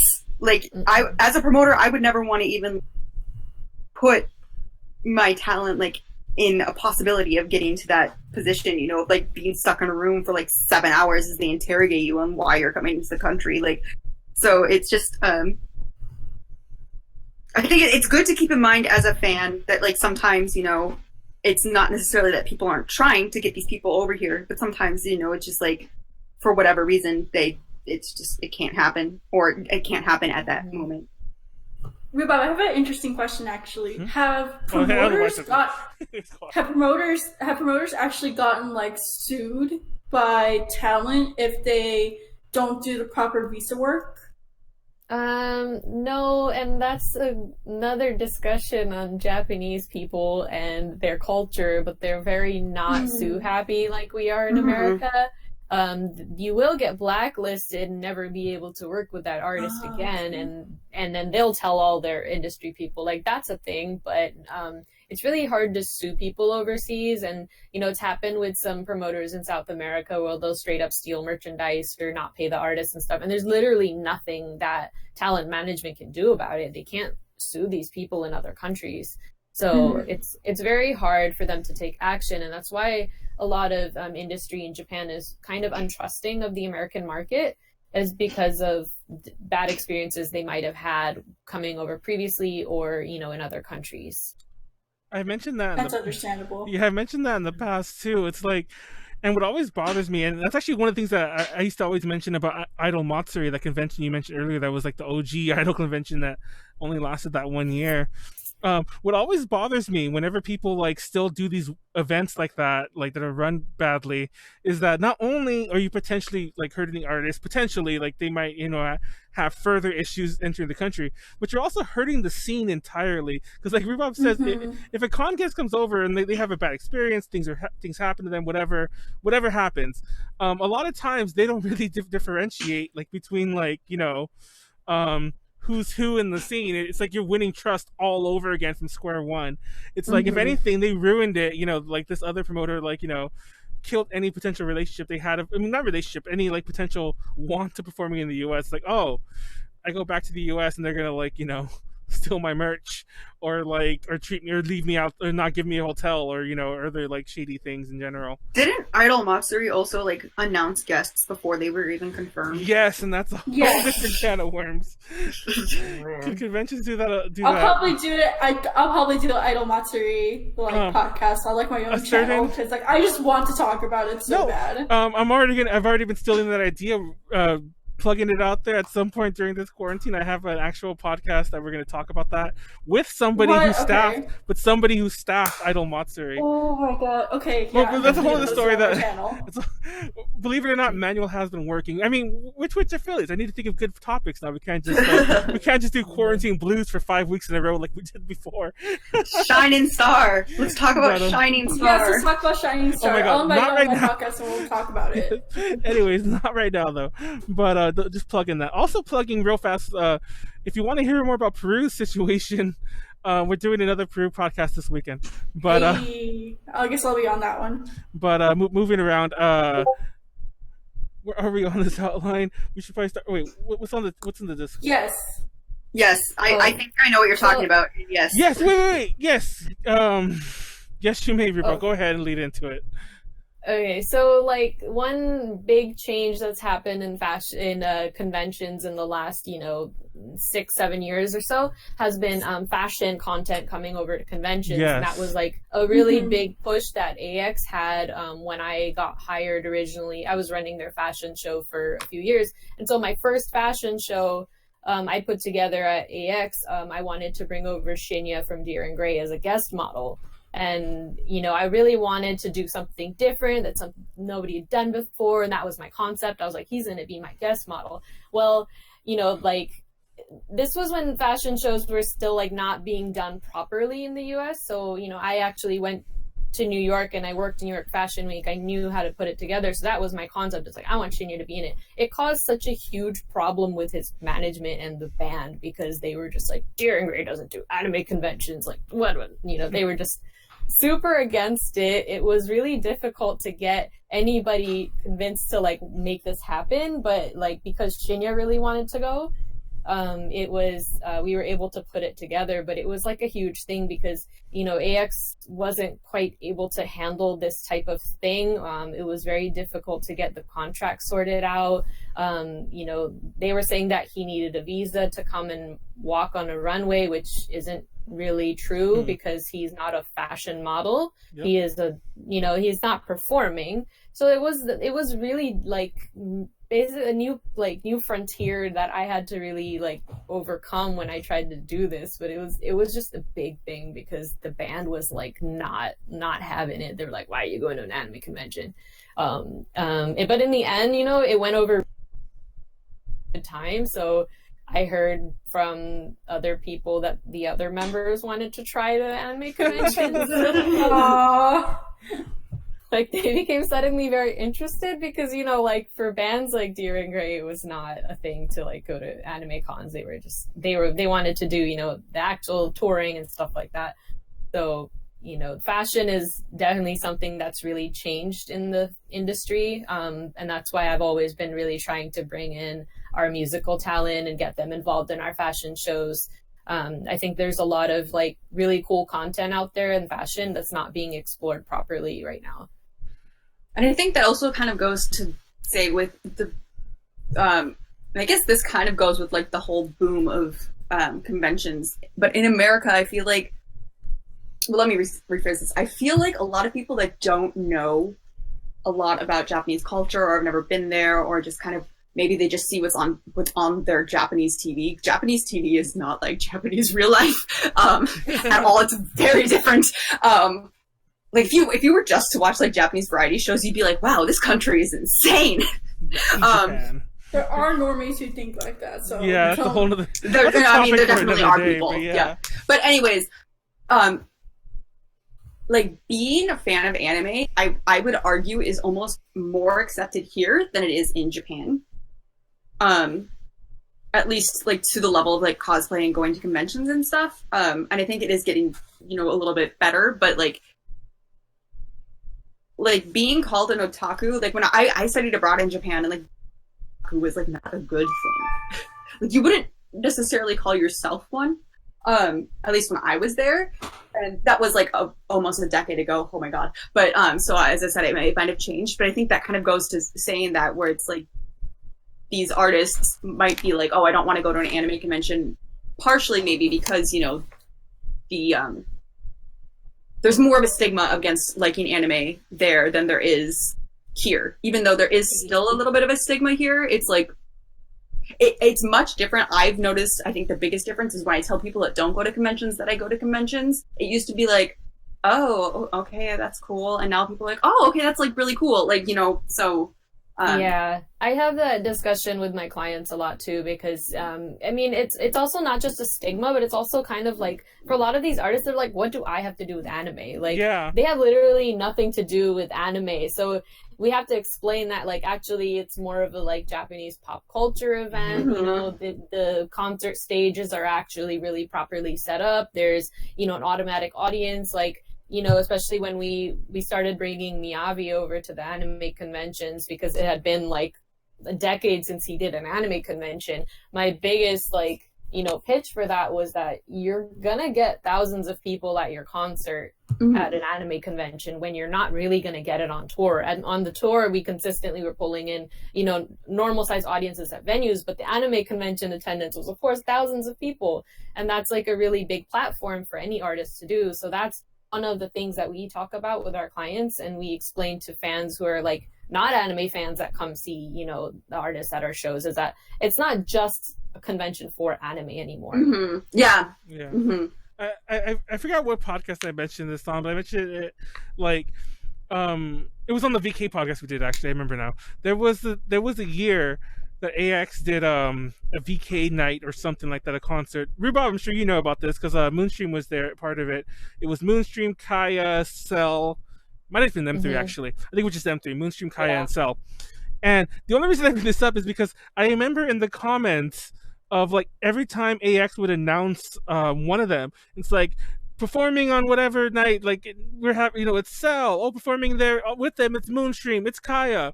And all the comments would be like, what anime is Moonstream from? What anime is Kaya from?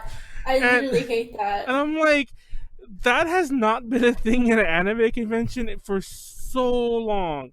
For so long. Like we were saying, it definitely is a pop culture thing. They have a lot of video game guests. They have a lot of music guests who are standalone. They have guests of everything. I'm just like, I always found that really obnoxious. But it was really weird seeing that in 2013, whatever year that was, 2014. Because it was like 2012 or 2011. I think it was quite a while ago. But I remember those were arguments I was seeing from way back, 2000, when I went to go see Mana, for example, at 2006, I believe it was, AX. There were people like, oh, this is to do with anime. They should have brought so and so instead. This is a waste of a guest slot. There's still people especially in Texas. There are still people like that. Yeah, when Garnadelia came to AX. I heard just a lot of noise who's Garnadelia? What anime did they do? And then of course, I feel like they have. But I don't know. Yeah, they've done anime. They've done anime. Yeah, they've done multiple anime songs. Right. I don't watch anime enough. What anime have they done? I've heard a lot of people. The biggest one, a lot of anime. Yeah, I was gonna say I've only of all the groups. The one that I remember hearing them of was they did the second opening for Kill la Kill. Oh, actually, I know they did other stuff too, but that was the first one that it was funny though, of all the groups. I heard, at least on my own when I was at the con, they're like, who's Garnadelia? What anime did they do? But of course, I didn't see any online. I heard it at the con, and what do you call it? Of course, all the Odorite fans there were there to hear the popular Odorite songs that people all know to dance to. That's how Garnadelia was super popular, at least with my friends and everything, because they're like, oh my god, we want to hear all these popular Odorite songs and everything. For those who don't know, Odorite song, Orotamita, it's the dance cover scene, which exists all over the place. It exists all over Japan. It exists here. This in China. We mentioned this like on that Chinese podcast we did on Wednesday. But yeah, it's a huge scene. What I loved about Garnadelia is they're on so well, I don't know if they still are, but they definitely were on Sony at one point. And yeah, they left Sony recently. Yeah, the issue with Sony is until very recently they would block all their videos in the US, and they would block anytime somebody used it. So here is Garnadelia doing it out of they're doing it for real. They're not just faking it. They want people to cover stuff. I've seen Maria? Yeah, I see Maria like straight out like, ask like talk about watching people's covers, loving people like do the Oda Tabita stuff. They hosted the dance cover contest at J-Pop Summit, but anytime somebody would upload those dance covers, Sony would strike them down. And it was always ridiculous to see. In her videos, her dance videos, the people that are dancing with her are people in the erotic scene. Yeah, maybe that's why they're not on Sony anymore. Yeah, exactly. And honestly, that's really good. I'm more bigger fan of them now because of that, because they stuck by their fans, and they're exactly. we still want to see like our fans cover our music and dance and everything. Mm-hmm. They were one of the bands that really loved anime conventions. Like, they would come to like our raves and hang out with our DJs and stuff. Like, they were just all about the anime convention scene, and they have so much fun doing it. So they were really awesome to work with. They need to come back to Texas, like ASAP. I miss them. Trying. Please, I'll make it happen somehow. I'll talk to people. I don't know. After this pandemic. One band in particular, I don't think there were any issues, and I think formed for an anime, but Calafina.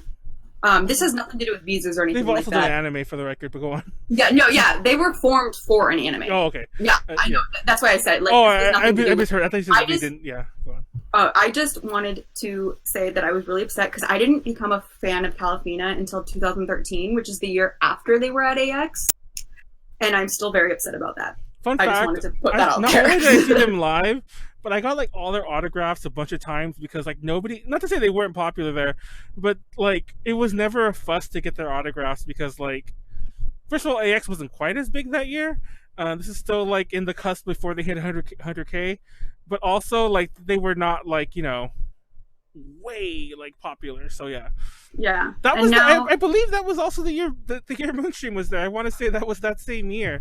That was the X Games year for sure. So yeah, that might have been that same year. Funny enough, because I'm like I remember that the same autograph area as Moonstream and Kaya and all them. But R.I.P. Calafina. R.I.P. Calafina. Yeah, they broke up a while ago. Well, they broke up a while ago with a different member, then they broke up officially after that. But it's because Yuki Kajiura left the label, so they of like. But let me see. Anyway, so I could do a whole podcast on Calafina. I love them. Apparently, we're all going to do a whole podcast on like 15 different topics. I should have wrote them all down. What was the next topic? I think we ran away. Well, we kind of broke this into smaller topics. I think we ran away from the fact this is supposed to be like what congoers don't experience now. Yeah, y'all missed all this.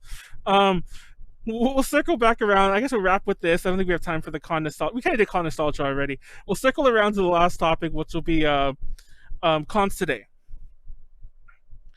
How cons are today. Wait, did we talk about why they boomed?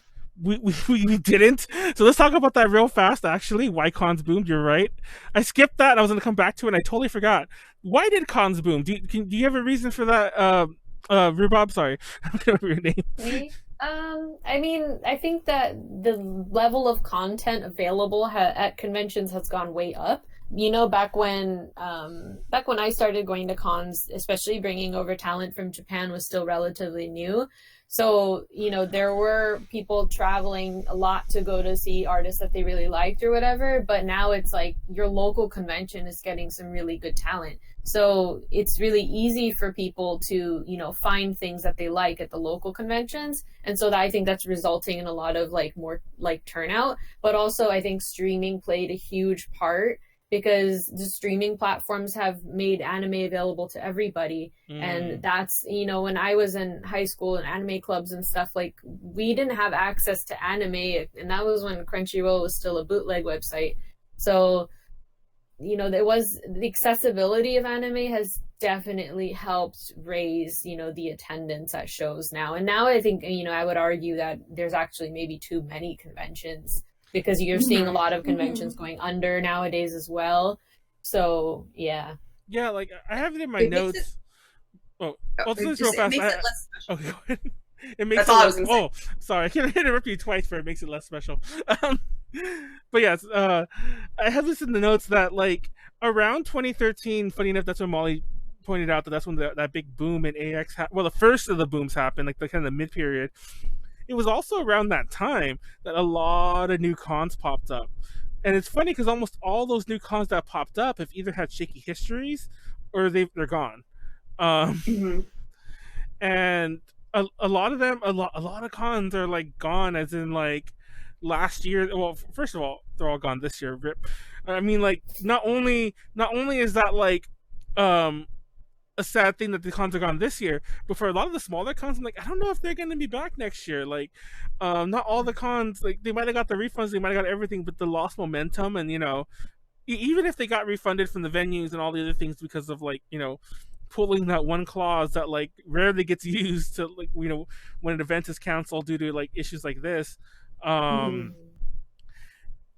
they still spent money on it to some degree. It just seems like a lot of these smaller, we're going to see a lot fewer of the smaller cons for a while, I think. And but not I think just because on the opposite end, though, you might see a spike in attendance as soon as this pandemic is, like, over. I like us in the industry, we're expecting a huge spike in attendance of events because people are just going to be, like, itching to get outside. You think? I think so. I don't know. Maybe I'm just too pessimistic cynical in my views and, like, old and cynical. Yeah, that's actually a better way to put it. Well, we go to events as humans to meet people, like, to see our friends, especially conventions. You know, that's where you would see your friends, your online friends, and whoever. So, you know, everyone's going to want to be seeing their friends as soon as they can. That is true. I don't know. It's like I'm just being old and bitter because of the quarantine. I mean, I'm not saying that I want to go outside, but I'm just being, like, cabin fever setting in. No, just kidding. But no. I think, me personally, I feel like I noticed a direct correlation between anime conventions getting more popular and, like, general nerdy things becoming more popular. Like, a lot of the Marvel movies that were coming out. Oh, yeah. Kind of, like, that whole boom, which is still happening. I feel like it's starting to fade a little bit, but, like, there was... And I saw this whole thing where, it, like, apparently, like, every, like, 13 years or something, it happens again. Like there'll be a big boom in, like, quote-unquote nerdy stuff. And I think that, although obviously there are a lot of big differences between, like, Iron Man and most anime, although Boku no Hero Academia is the current popular one, and that's all about heroes. But I think that kind of also brought a little bit of a boom because it was just, like, all things nerdy kind of became more popular, and it just in general has become socially acceptable. As I was saying before, the reaction I get when I tell people that I go to conventions is very different now than it was when I first started going. And especially, like, if you look at Comic-Con, I will also say I think specifically for Comic-Con, I think part of the reason that's so popular is because it's not even necessarily about, like, comics anymore. The same way AX is really it's just pop culture anymore. It's like a pop culture convention. And so I think it's because it's become a little bit less niche, as well as the things that it is in niche for becoming more socially acceptable. I think that has a lot to do with the boom. But I hadn't even thought about the fact that it's so much more accessible now. I remember having to watch anime in 3 parts on YouTube because YouTube videos could only be 10 minutes. Oh my god. And it was like some not a fan dub, well, sometimes fan dubs, but usually it was like some fan sub that you're like, I don't even know if this is like what they're actually saying, but this is like all I got. Oh man. It's funny because like I actually never really experienced that, even though there's memes about it. I didn't watch movies like that on YouTube. Like I remember the very first time I ever saw Battle Royale, amazing movie. The first time I ever watched that movie was in like 15 pieces on YouTube. You know, so like it was terrible. Don't ever do that. It's a terrible way to watch the movie. But I remember I loved that movie and I watched it like that. But beyond that, I never like anime. I mainly saw it through bootlegs. I downloaded a lot of fan subs. To this day, I still prefer the Rose of Versailles fan sub over the official version because the fan sub had like historical notes in the sub. I mean, some people probably hated that because the screen was suddenly covered with text. I Like, love that though. but every Wait, so often, For which show? Rose of For- Versailles, the one that's about like Marie Antoinette and like the French Revolution and stuff like that. Is that a Takarazuki thing? Well, it became famous with Takarazuka as well, yeah. But Okay. it was an That's- anime before. But Okay. yeah, it's funny because, like I said, like the fan sub was way better, and I still have it. Thank God, I never deleted it. It's only like standard definition, of course, but I still have it. And I'm like, because the typical rule with fan subs is that they'll delete it once it's official release, which makes sense. But I'm like, yours was so much better. Like I can't stand like the very basic subs that like Discotech, I believe, is the one who did it. Discotech is like the Walmart of anime distributors. I'm just gonna say it. They get everything, and a lot of it's like the old stuff, and they just like shove it out there. They have like tons of releases like every month, and part of me feels like, of course they are anime fans, but part of me just feels like they're going way for the quantity over quality route. Not so much in the material they're picking, but in how they're releasing it. There, I said it. That's why I probably would have never got a chance to do it otherwise. Discotech, I feel like they're not doing a really good job by anime fans. I'm just saying. But let's move on to the last topic of how cons are today. How Big. How big, exhausting. If anyone hasn't been to a convention, I highly recommend that AX is not your first convention. Yes. It's Yes. very overwhelming, even for people that have been going to for a while. Yeah, I'm not sure why people do that, but I've seen a lot of people like, this is my first AX, my first con is AX. I'm like, don't do that. Don't do that to yourself. I mean, Yeah, like it'll my just make you first cry. my first AX, I was like super excited for it. Once I got there, I wanted, but I was only there for the concert. So like every year after that, I just literally buy a badge. If I go into the dealer's hall, I go in with like a big group of friends for like once, and then that's it. I never step into the hall ever again. I just go straight to my concert. Go hang out somewhere downtown or somewhere with my friends because we probably don't even stay at the con 99% of the time, and then we just go back to our hotel. Yeah, like I mentioned it before, my past couple of years at AX, you've actually been press. Let it never be said I abuse that badge, by the way, because I literally go there, do whatever Presley duties do that day, like an interview or whatever, cover a booth, whatever I had planned, do that, maybe kill time at the exhibit hall if there's time between event pressy things to do, but then I'm out. I go back to the hotel. I'm done. Like that's, I go there to. And then you order like 100 chicken nuggets from. Yes, because one has to. I mean, because then it becomes hotel shenanigans. But yeah, I do what I have to do for AX, but like I can't. That con is not fun anymore, and it hasn't been for a very long time. It's very industrial. And even I think in general, a lot of cons are becoming more like, it's not like about the fans anymore.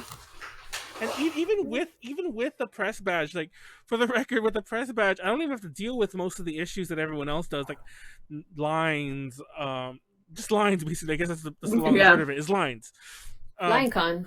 But even that is just like ridiculous. We actually totally didn't touch upon this, but I do feel it's a topic probably out of the scope of this podcast.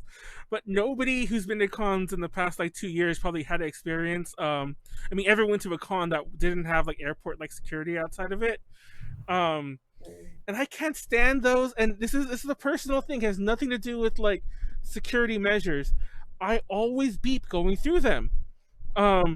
I must like have like metal shavings embedded in me somewhere. I don't know, but like I think just there's actually like a scientific reason behind why someone beeps at like I forgot what it was, but there is science that your body holds like a certain mineral more, and the metal detector detects it, because there's some people with like conditions and things like that. They have to present it before they go through TSA, or else they'll get stopped and like, you know, bombarded. Like if you have like a when people have like a metal hip or something like that. Yeah. I don't have as far as I know, I don't have a metal hip. But yeah, I always be going through them, and it's always I always carry change in my life, like throughout my life. Nobody apparently carries change anymore, but I carry change. So sucks. I'm that person who's the awkward, like I dump like a mound of like quarters and pennies into the tray, you know. So it's I hate it. It's You're personal. that person, essentially. Yeah, get a coin purse. Man. Exactly. So admittedly, most of it's on me. Well, the beeping thing is really on me, but yeah.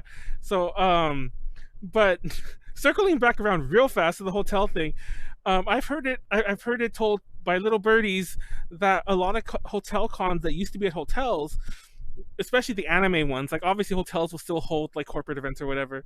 A lot of them are more wary about holding conventions, especially anime conventions or comic conventions these days, because of the stigma on them, because like now there's airport like security, and you can't do that in a hotel, because at any hotel there'll always be the random guest, like, oh, I'm just here flying in to go to my cousin's wedding, so you can't just make them go through airport security too when they're at the hotel to see whatever. So apparently a lot of hotels that used to hold cons, like, oh yeah, we're not letting you come here next year, good luck with the new venue, you know. And I mean, there's also that really shady Midwest con runner who's done some really weird things, really bad things, that's created a whole, like, you know, stigma against hotels wanting anime conventions to come back. I think I know exactly who you're talking about, because I think that I am from the state that he I think that con you mentioned is one of his too, though. When you mentioned Detour's not. Oh, no, there is one in Minnesota, but it's not many conventions. But yeah, this person runs like a dozen, like literally, I think, if I'm not mistaken. And they're not just anime. There's like also like pop culture con something and like Comic Con this. So, there's several that this person runs. I don't trust Comic Con organizers or showrunners or anything like that. I just don't trust Comic Cons in general. Comic Cons are a whole other mixed bag. Another bag of worms for a lot of reasons. Then that's a really big topic for another day, because there's actually a whole different scene there, and there's a whole another mountain of them that don't, you know, and they're hard to equivocate to anime conventions at times. I feel they also get different clienteles. The amount of times I see families, like mother, father, small children at a Comic Con is like astronomical compared to anime conventions. Super rare. But I would say one of the biggest changes also with anime conventions as they've gotten more expensive. Oh yeah. I mean, that's like to be expected, but like they've gotten like and longer. They used to only be like 2 to 3 days, and now AX has like a day -3. Like not only has it gotten more expensive, but like once again, I'm bringing up all the little things we didn't talk about. AX used to have free concerts, like that was included, and then AX started charging, and then pretty much every con followed suit, like for their concerts and things like that. Admittedly, but the thing is, like, I don't mind paying for concerts. If they're gonna come on tour anyways here, a separate show, I'm gonna have to pay a separate ticket anyways, you know. Like personally, and if I get like some inclusives in it, like I don't know, I get like a access to like a meet and greet or like autograph thing, and you know, just things like that. Like I don't know, I'll pay for it. I'll pay whatever amount if it's a guest I like. That's just me though. Of course, no one feels. Probably not a lot of people feel the same way, but I will pay the amount. I paid for Iris.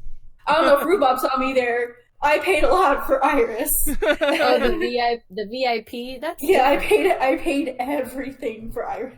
Thank you. Well, like as Rubab will probably attest, because you know.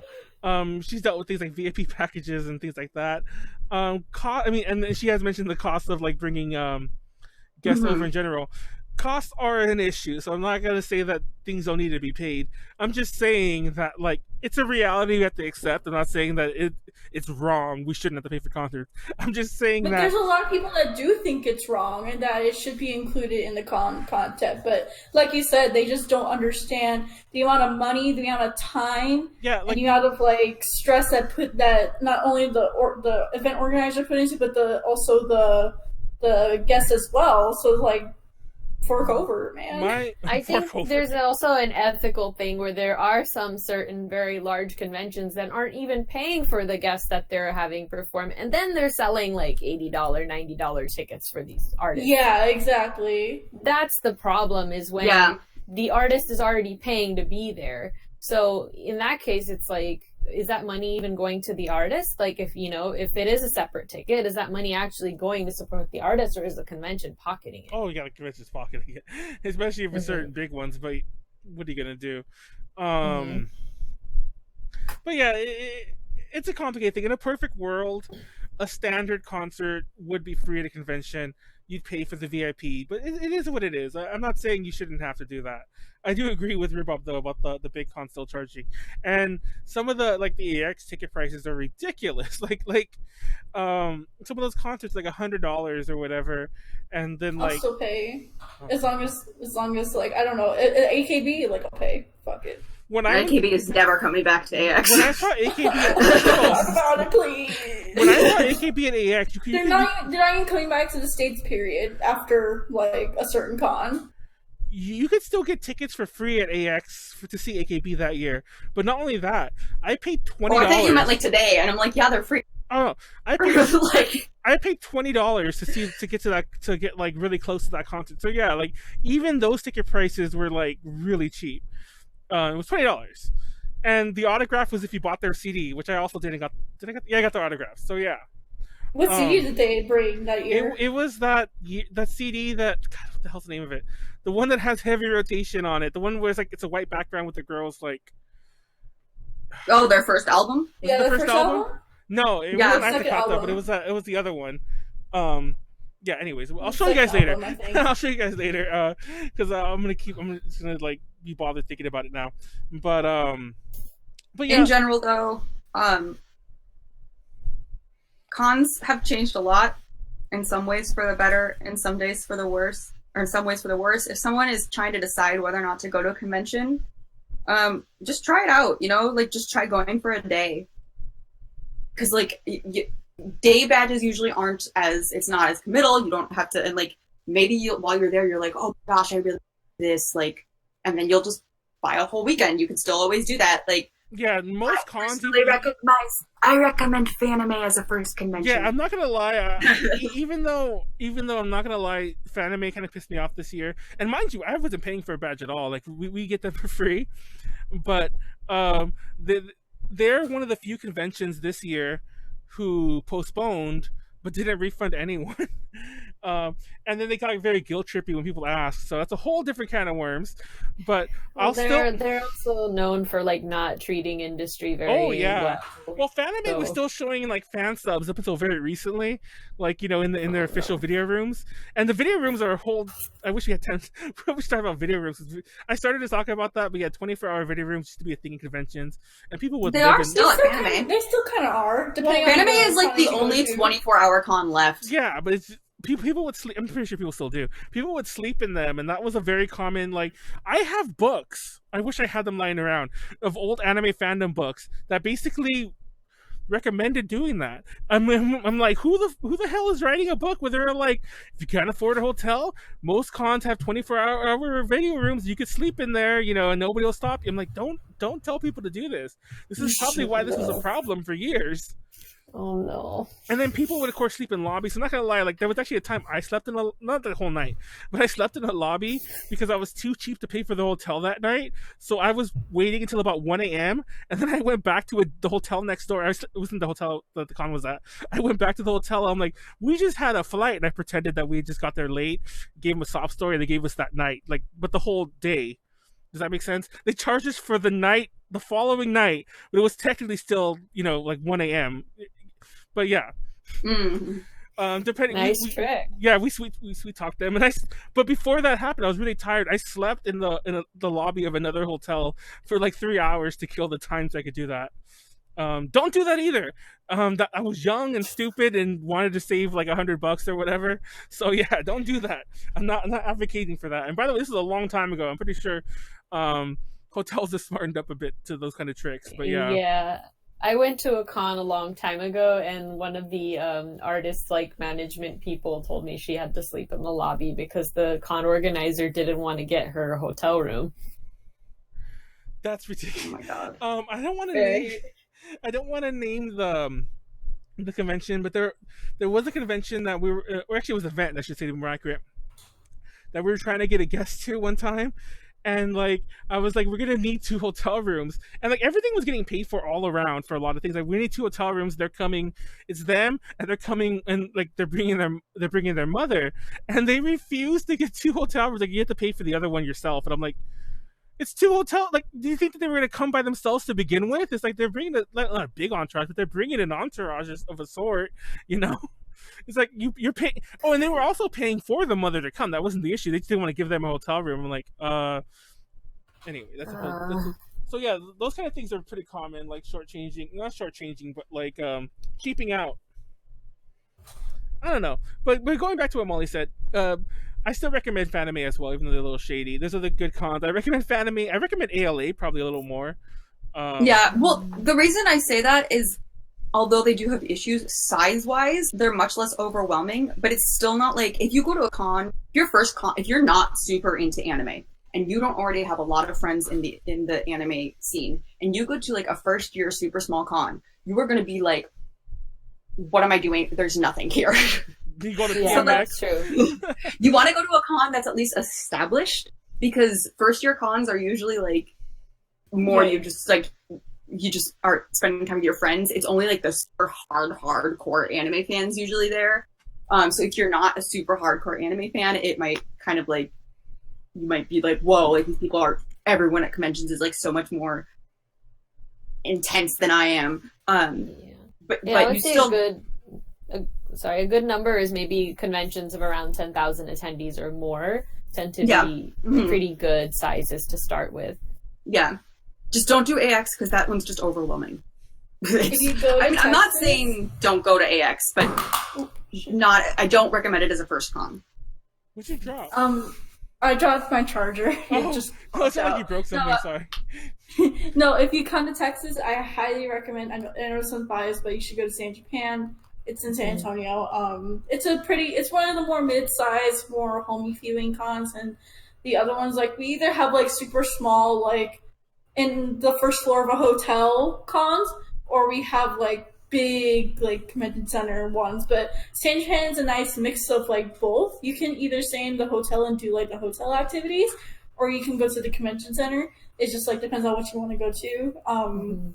Because the whole con spans around like 2 hotels and one side of like the San Antonio Convention Center. It's a nice, good, just homey con. It was my first like big major con. I love San Japan. I have so much fun there whenever I go.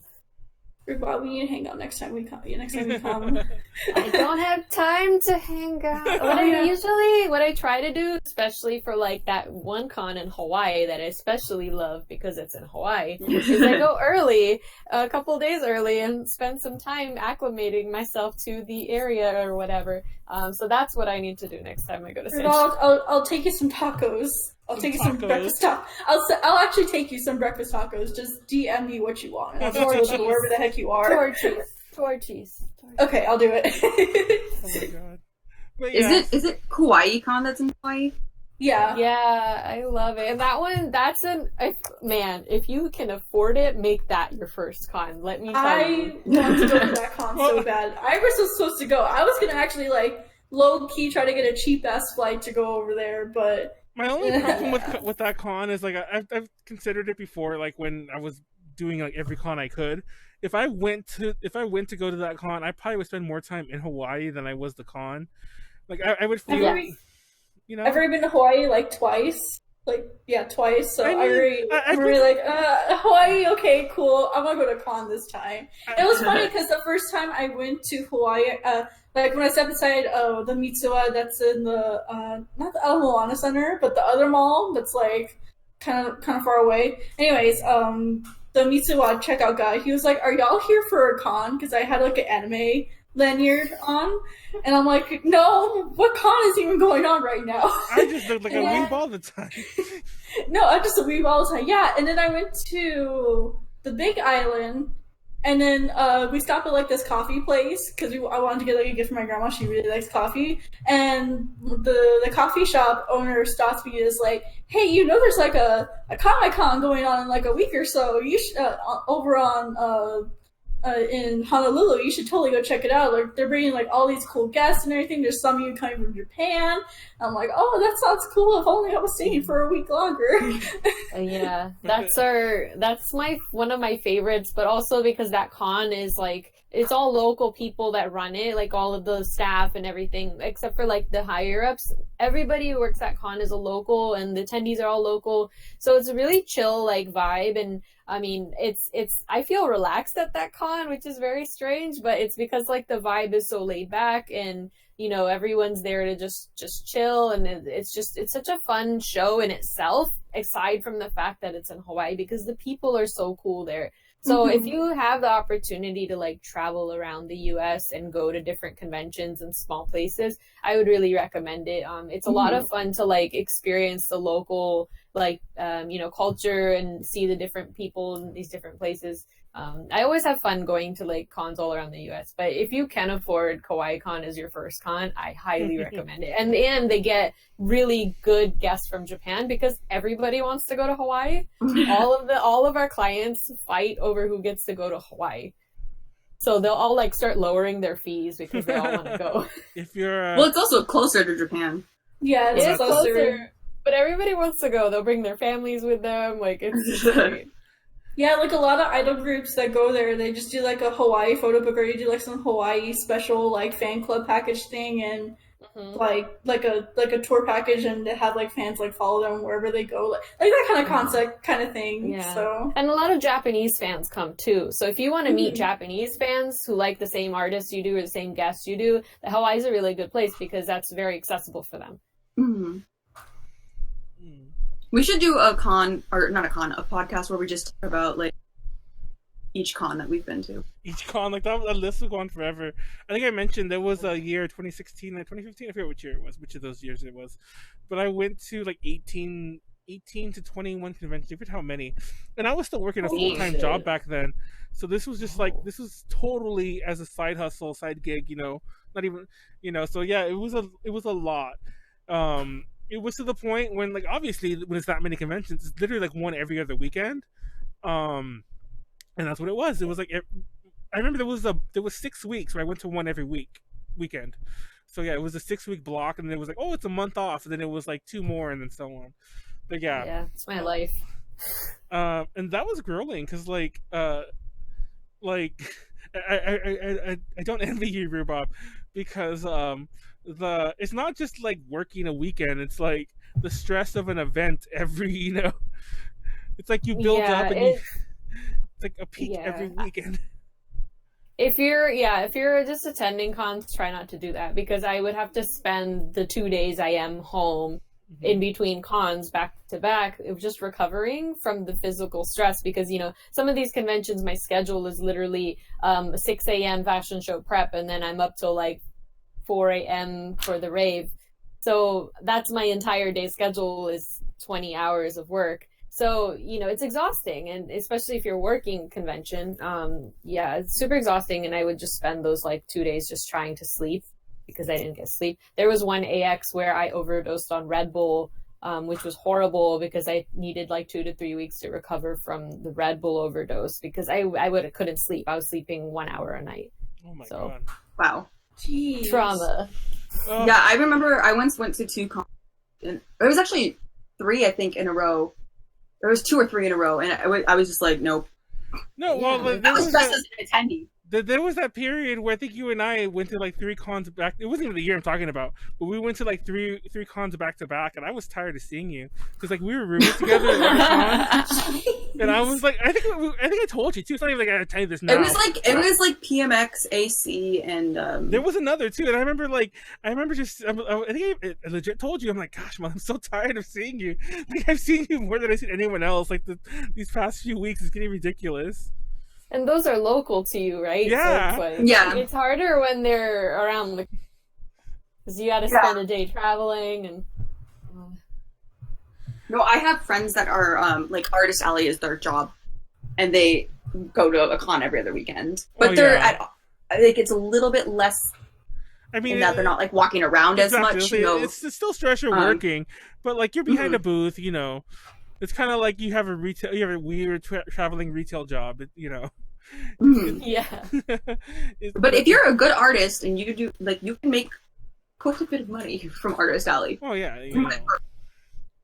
But on that note, I think we'll wrap it up. We actually started a little late, so we did about 2 hours there. So never mind. I was about to say we went a little over. Not that it really matters. The podcast doesn't really have a close time limit. Konaru has been on when we've gone 3 or 4 hours in the past, but I don't want that to be tonight, though. But on that note, we'll wrap it up. Before I actually start wrapping it up, I wanted to get all the little plugs out the way, because I've watched YouTube. I know how this works. People usually once we really wrap it up, people click off before we're done with the plugs. So just get it out there. Saturday, we're doing that Peru podcast I mentioned. Tune into that Saturday 6 p.m. There's more topics there, but we haven't wrote the whole thing out, so just keep an eye out for that. Next Tuesday, we're doing another podcast at 6 p.m. Topics a little shaky right now. We'll have the exact one soon. Once again, social media, we have it all there. If you're on Twitch right now, which you should be because you're watching us as people in the chat, sub to us, please. If not, that's cool, but sub to us, throw some bits at us, all that good stuff. Give us some money. We're new to this. We're still getting there, but support us if you can. Speaking of supporting us, you can support us on Patreon, patreon.com/A2JConnections. And speaking of which, shout out to Ed and Kenneth, the current patrons. All these plugs aside, honestly, if you can't support us monetarily, just keep watching us. That's the best thing to do. Konaru hates when I say this, but if we made you laugh at any point during the show, you owe us a like. So just give us that like at least. You owe us the like. And if I pissed you off by saying that, dislike us too. Sub to us if you're on YouTube and so on. But anyhow, please subscribe to Twitch. Oh, yeah, it's just Ayayashi. Sorry, I'm reading all these things right now. Boomer hates it here. Anyways, but yeah, that's it. First cons, like you said, if you go to first con, Kawaii Con, Fanime for me and Rubab, San Japan. Those are some good. Those are the good ones. I kind of just to be different from Molly, I'll throw in ALA in there. Those are our 4 recommended. No, I agree. ALA. Because ALA's gotten bigger. Yeah, those are our ALA now. Too. That's a good one. I get to see all the idol community there.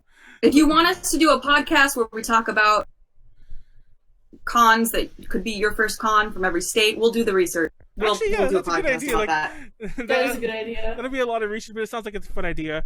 And we do have to step our game up a little if we're gonna try to shake people down for money. So we probably should step up our game a little. But anyways, on that note, thank you so much, Rubab, for being here and giving us some insight. It was a lot of fun. That was yes, thank you, Rubab. And thanks for having me. It was always a pleasure joining you guys and chatting about these topics. I don't really get to do this very often, so yeah, thanks for having me on. And for anyone watching, you can follow my company's socials at Fake Star USA on pretty much all the platforms out there. Oh yeah, support Fake Star USA. They do one of the better promoters out there. And I'm not just saying that because I'm not just saying that because yeah, exactly. I'm not just saying that because because I'm friends with Rubab, but I'm kind of friends with Derek too, and I'm still gonna call him out. It's it'll discriminate. If you're messing up, I'll call you out. But anyways, no, real talk. And thank you, Molly, for joining last minute. Actually, I didn't mention that but I didn't ask Molly about the podcast until literally this morning. Even though I was already writing that she was, I just totally forgot to actually ask her. So yeah, thank you, Molly, for showing up. And that's it, pretty much. Thank you all for being in the chat. I already mentioned all the other plugs. And have a good night. And also, since we're all kind of still in quarantine, take care of yourself. Be safe. Be healthy.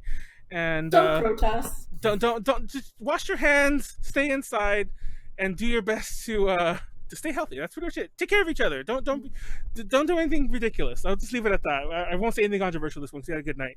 But don't do anything ridiculous. Don't do anything that will put you in history books for the bad reasons. And that's it. Good night.